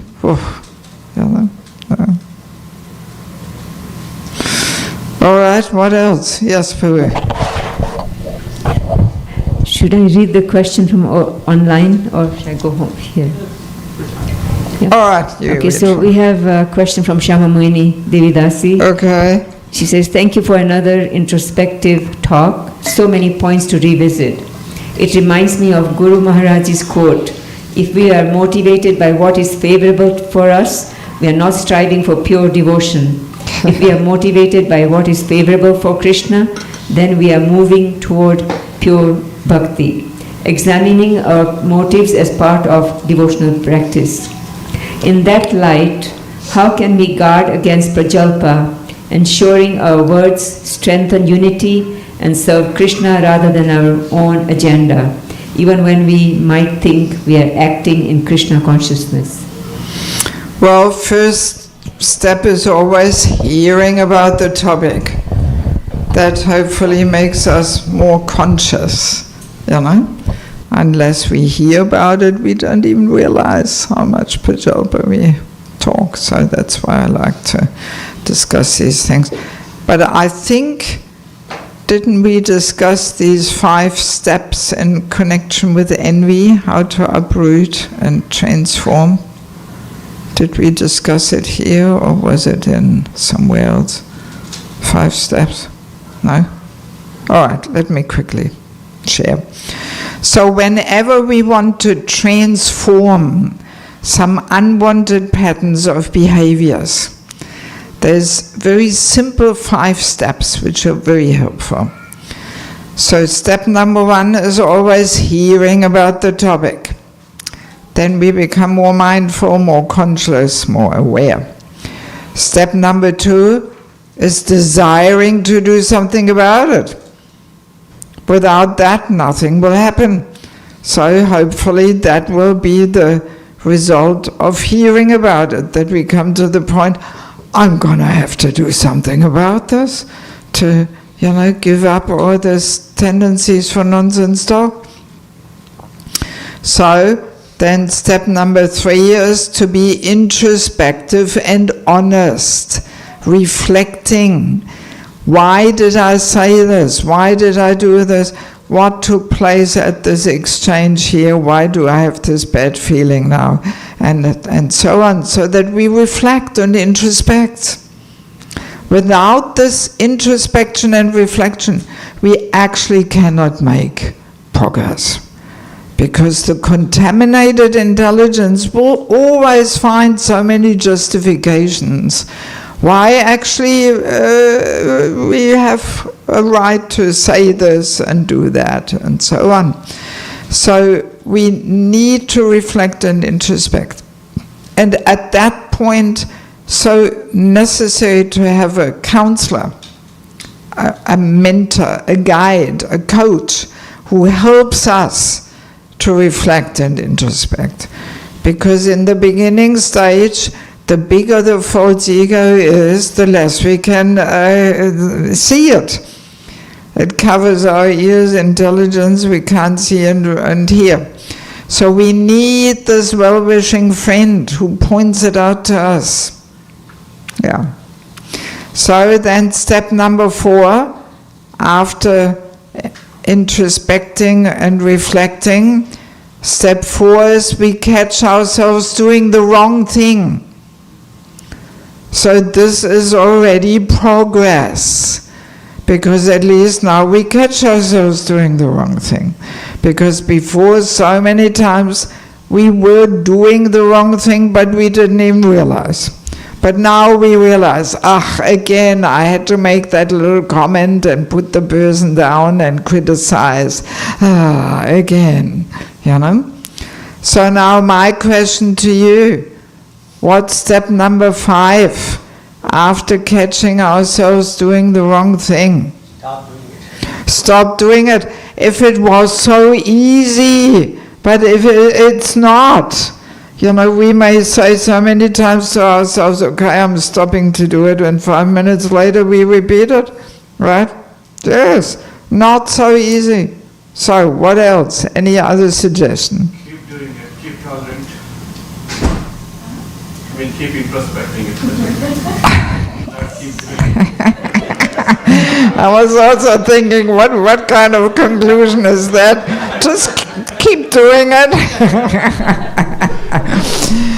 Yeah, keep doing it. But no, step number 5 is not keep doing it. Well, what do we do? Well, as I'm saying, if it was just so easy correcting our behavior, we can make See Krishna's mercy. See, ask for shelter. Yeah, we're getting closer, but we have not quite yet hit the point. What do we do? What do we do with Krishna? Huh? Cry out. Cry out to Lord Nrsingadev. He is the expert with his sharp nails. He performs the heart surgeries. Yeah. See, as we said, the root cause of all these kinds of prajalpa is envy. Envy, we said, good friends with false ego, right? So, false ego we've been carrying with us for so many lifetimes. Not so easy. We don't have the strength by ourselves to free us from the false ego. Only Lord Nrsingadev can do it. Actually, Lord Nrsingadev is preparing our heart so that one day we can approach Radha Krishna. Yes. False ego, envy, I like to see them as little Hiranyakashipus there. So, and only he can, free us from them. But the problem is we are not so seriously inviting Lord Nrsingadev to do it. We have this illusory hope that envy and false ego will also bring us some juicy and tasty fruits, and therefore, not that one, not yet. We hang on to it, Yeah, that's the problem. So, and if a person is doing these last 3 steps again and again, keep doing it, the last 3 steps, then we are introspective and honest, we catch ourselves doing the wrong thing, we cry out to Lord Nrsingadev, we are introspective and honest, catching ourselves doing the wrong thing, crying out to Lord Nrsingadev, then sooner or later we come to step number 6. And that is that we catch ourselves doing the right thing. Some daily situation will come our way, and we realize, This time I could just let it go. I didn't have to respond. I didn't have to justify and defend and say something nasty. I could just let it go by. You know? Yes. And see, when we agree to do this internal work, then we actually make progress. Yeah. So progress is not a matter of first initiation, second initiation, now I have a title and position, or now I have 58,000 friends on Facebook. This is all external stuff, you know. But the real sign of making progress is to do this internal work. Yeah. And it's a very simple way of gradually transforming unwanted patterns of behaviors. Doesn't matter whether it's Prajalpa, envy, whatever it may be, false ego, like that. All right. Hare Krishna, Last Mataji. question. Thank you. Thanks for sharing how we are doing Prajalpa through discussions, debating, criticizing, and also sometimes, we blaspheme, invariably in a way. My question is, how do we save ourselves from Mansik Prajalpa? So many times we do From it. what? Mansik, like mental. Oh, Mansik, okay. Yeah. Mental pleasures? Prajalpas. Mental Let's say even if I don't criticize or even if I don't debate, but still mind is still going there or still debating or still criticizing, still. Same process. We catch ourselves doing the wrong thing and we cry out to Lord Nrsingadev. So it just gets more subtle. It is said in Kali Yuga the mental offenses are not really offenses, but very easily they lead to gross offenses. And I think it's in Manu Samhita, there's one statement, even if we are not happy seeing a Vaishnava, that's already Vaishnava Parad. That's how subtle it is. Yeah? Yeah. So, crying out to Lord Nrsingadev, it's our only hope. What else can we do? Because, consciousness emanates from every pore of our skin. So, if we have bad attitudes, this comes out. It does. It's not as bad as ventilating it. And sometimes we may be in the situation where we think something and then later we realize, okay, it wasn't even like that. I really misjudged the person or the situation. I shouldn't. Thank God I didn't say anything. You know? Yes. So, and then we should lament and cry out that, yes, false ego, envy, it's all giving us these offensive mentalities and all that. So I don't know, should I say again something about these books, or are you all sick and tired of hearing it? Or is there still somebody who didn't get the books they want? What should I do?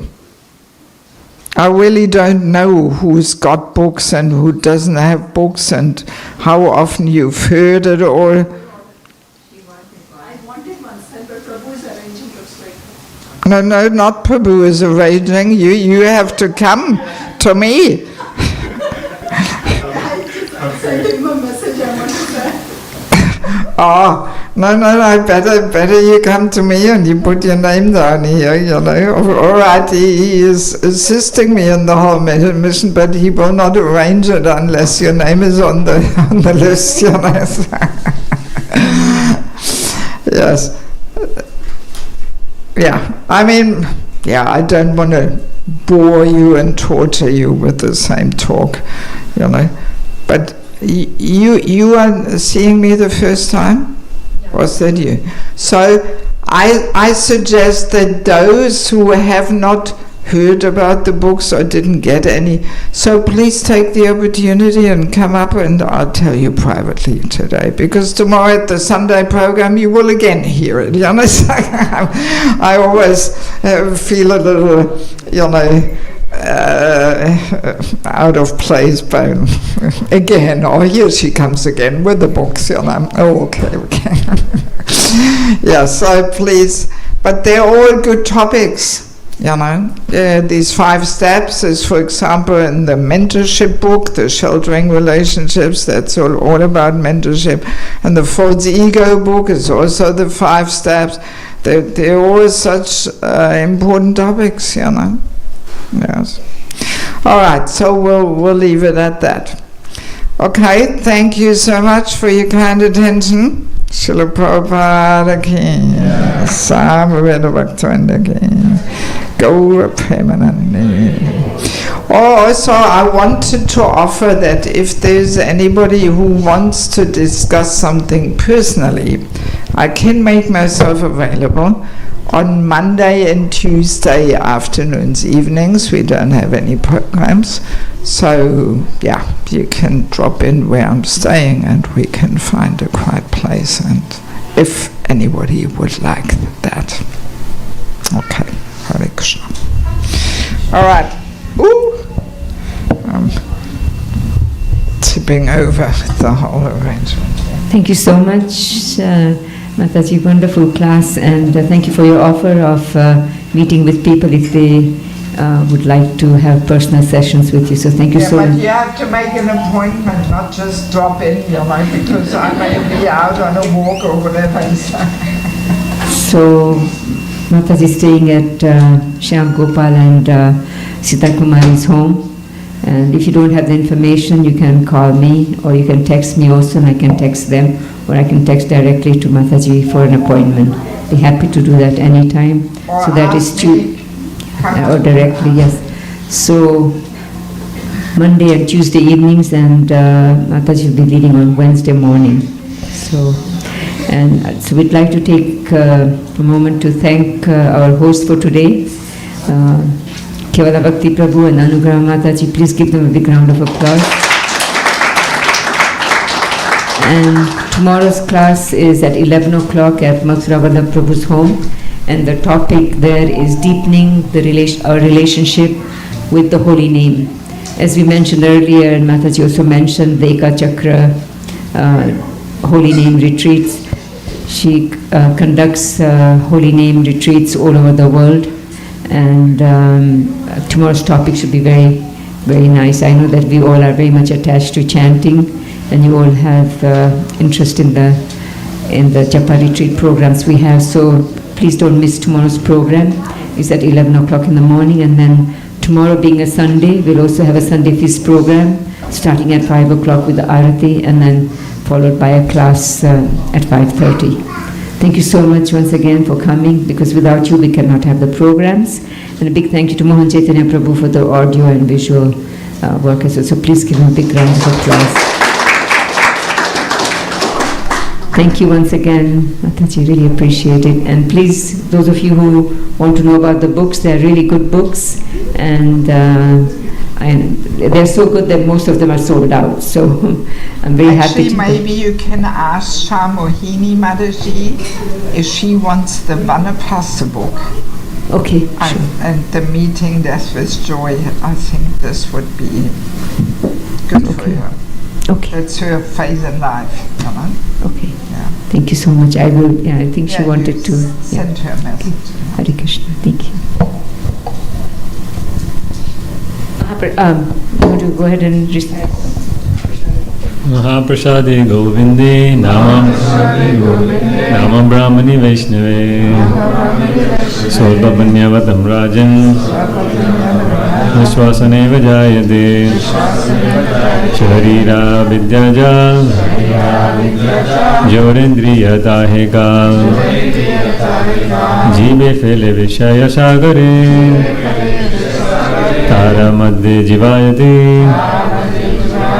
Lobhamaya Sudharmati Take jita gatina samsare Krishna Bharadaya Mai Krishna Bharadaya Mai Kari Bhare Jifa Jai Sab Prasadan Nadilo Bhai Sei Annamrita Bhav Shri Radha Krishna Gunaga Preme Rakho Sri Chaitanya Nitai Jai Nimai Jai Nitai Jai Shri Krishna Chaitanya Prabhu Nityananda Shri Advaita Gadadhara Shri Vasadi Gaura Bhakta Vrinda Hare Krishna Hare Krishna Krishna Krishna Hare Hare Hare Rama Hare Rama Rama Rama Hare Hare Srimad Mahaprasadam ki Srila Prabhupada ki jai. Just one thing I wanted to add. Just the fact that most titles are sold out doesn't mean you can't get them. So we have started a whole list of orders, and if you want to get some, you have to put your name down and we tick which books you want, and you pay me already now if you trust me, and then there's another box coming, but only for those who have ordered and paid for the books. I can only send paid books. So everybody can get the books, even though, only 2 titles are available now. Just to make that clear. Okay.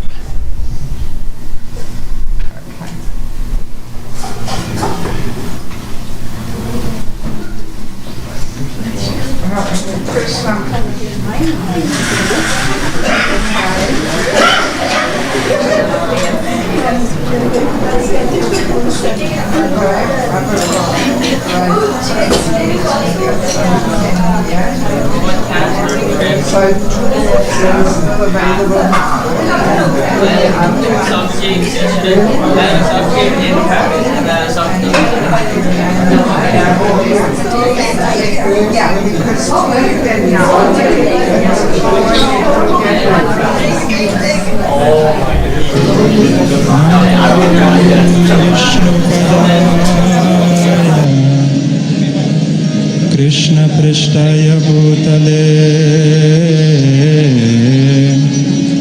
Shrimate Bhaktivedanta Swami Niti Namine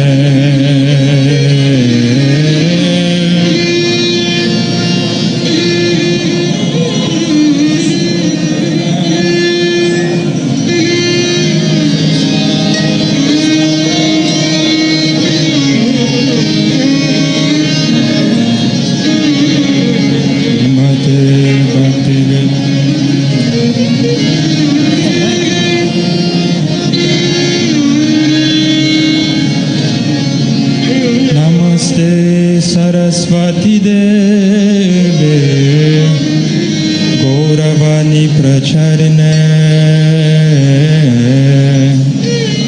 Nirvishesha Shunyavadi Pashtatyadi Shatarine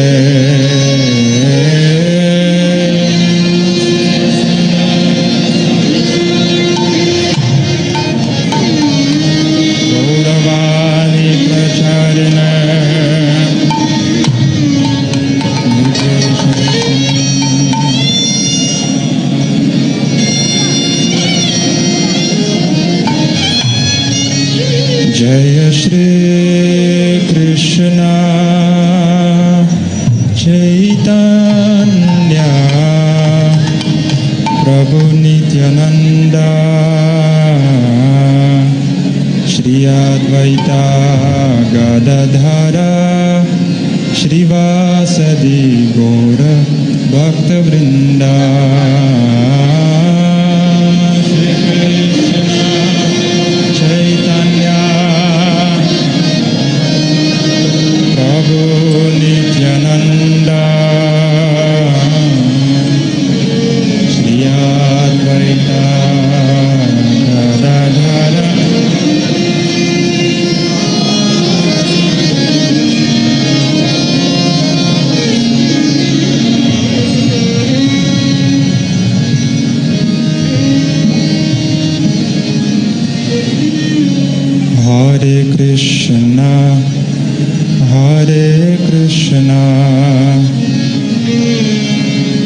Krishna Krishna Hare Hare Hare Rama Hare Rama Rama Rama Hare Hare Hare Krishna Hare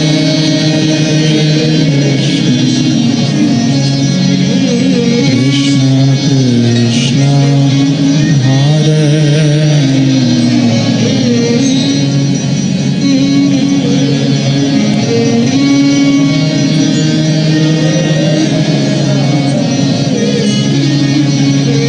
Rama Rama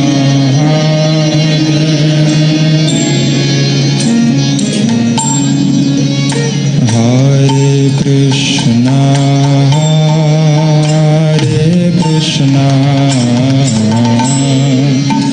Krishna Krishna Hare Hare Hare Rama Rama Rama Hare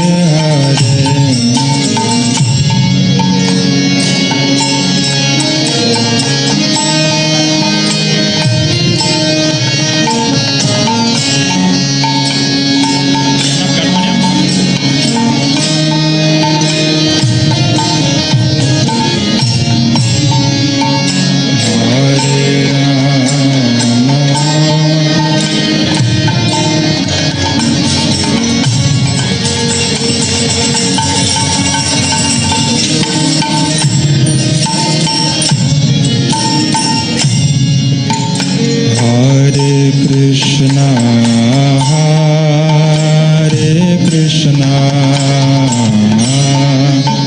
Krishna Krishna Hare Hare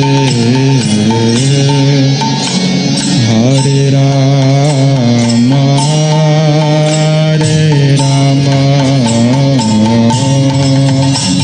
Rama Rama Hare Hare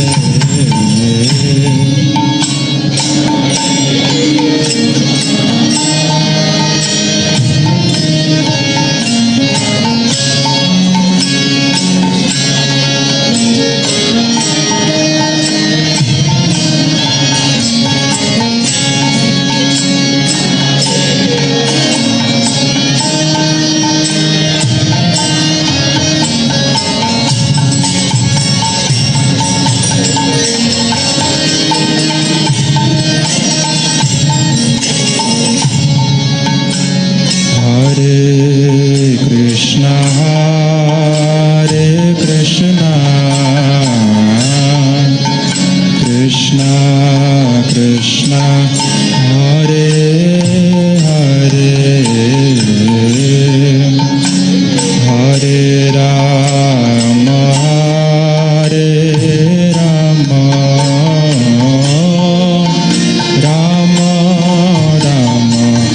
Hare Hare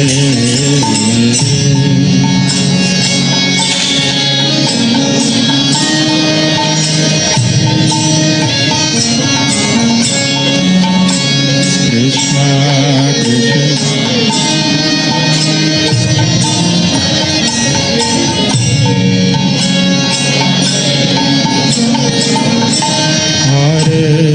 Rama Rama Rama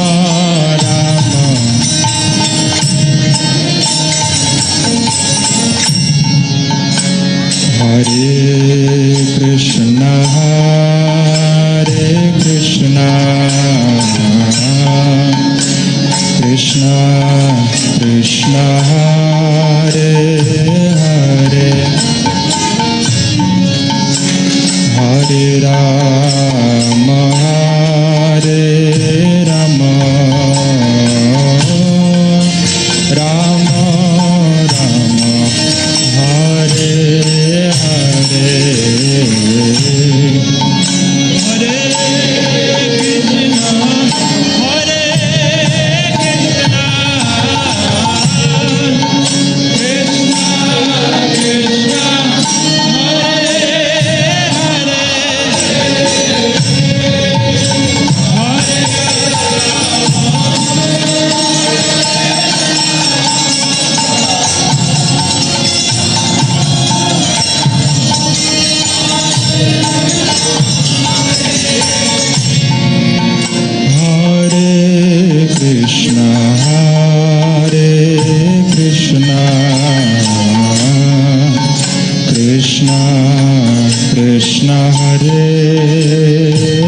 Hare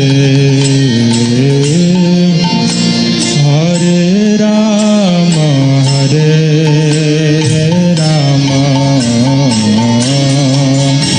Rama Rama, Hare Hare,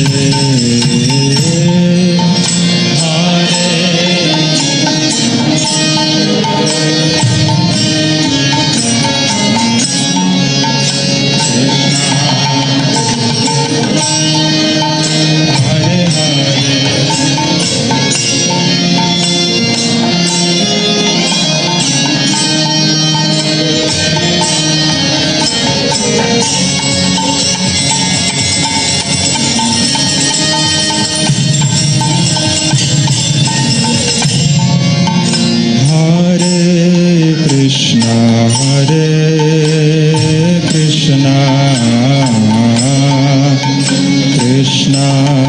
Krishna, Hare Hare, Hare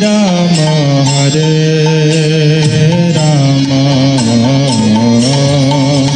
Rama Rama, Hare Hare.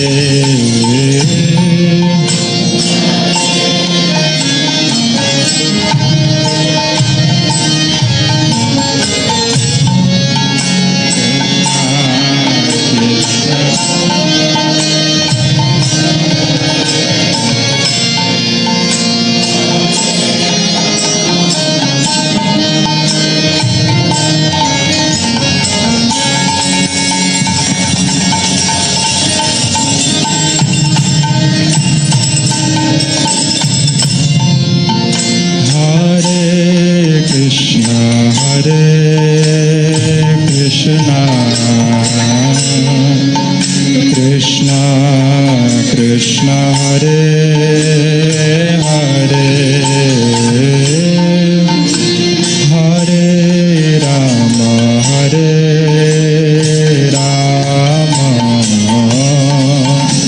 Rama Rama, Hare Hare.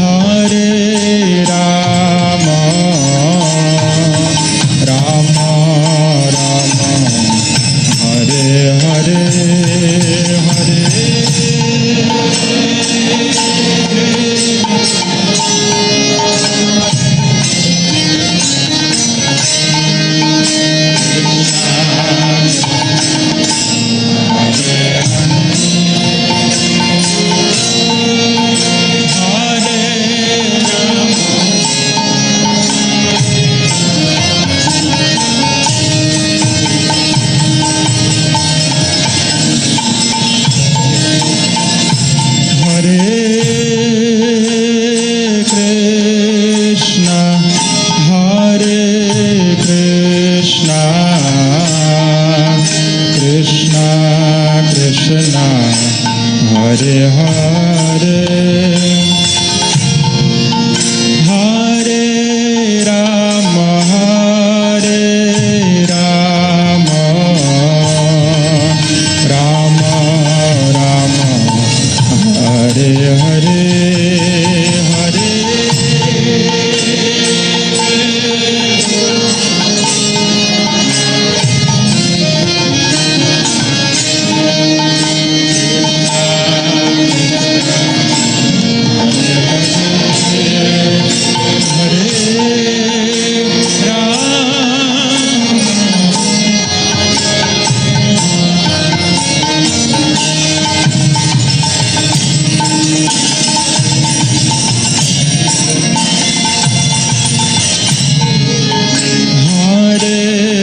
Krishna, Hare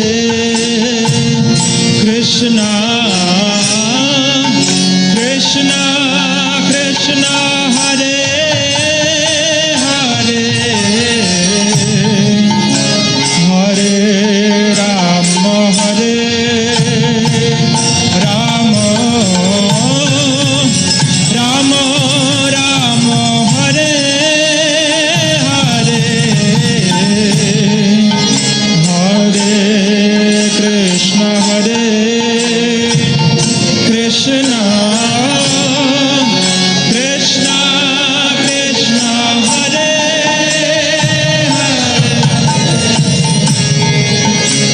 Hare Rama, Hare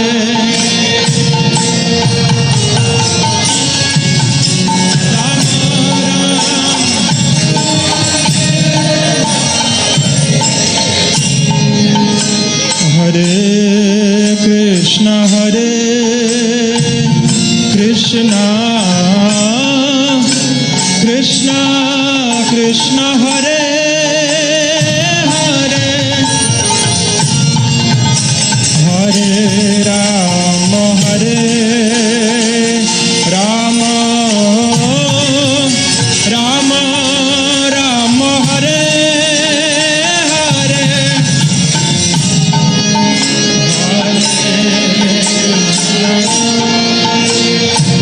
Hare Krishna, Krishna, Hare Hare, Hare Rama, Hare Rama,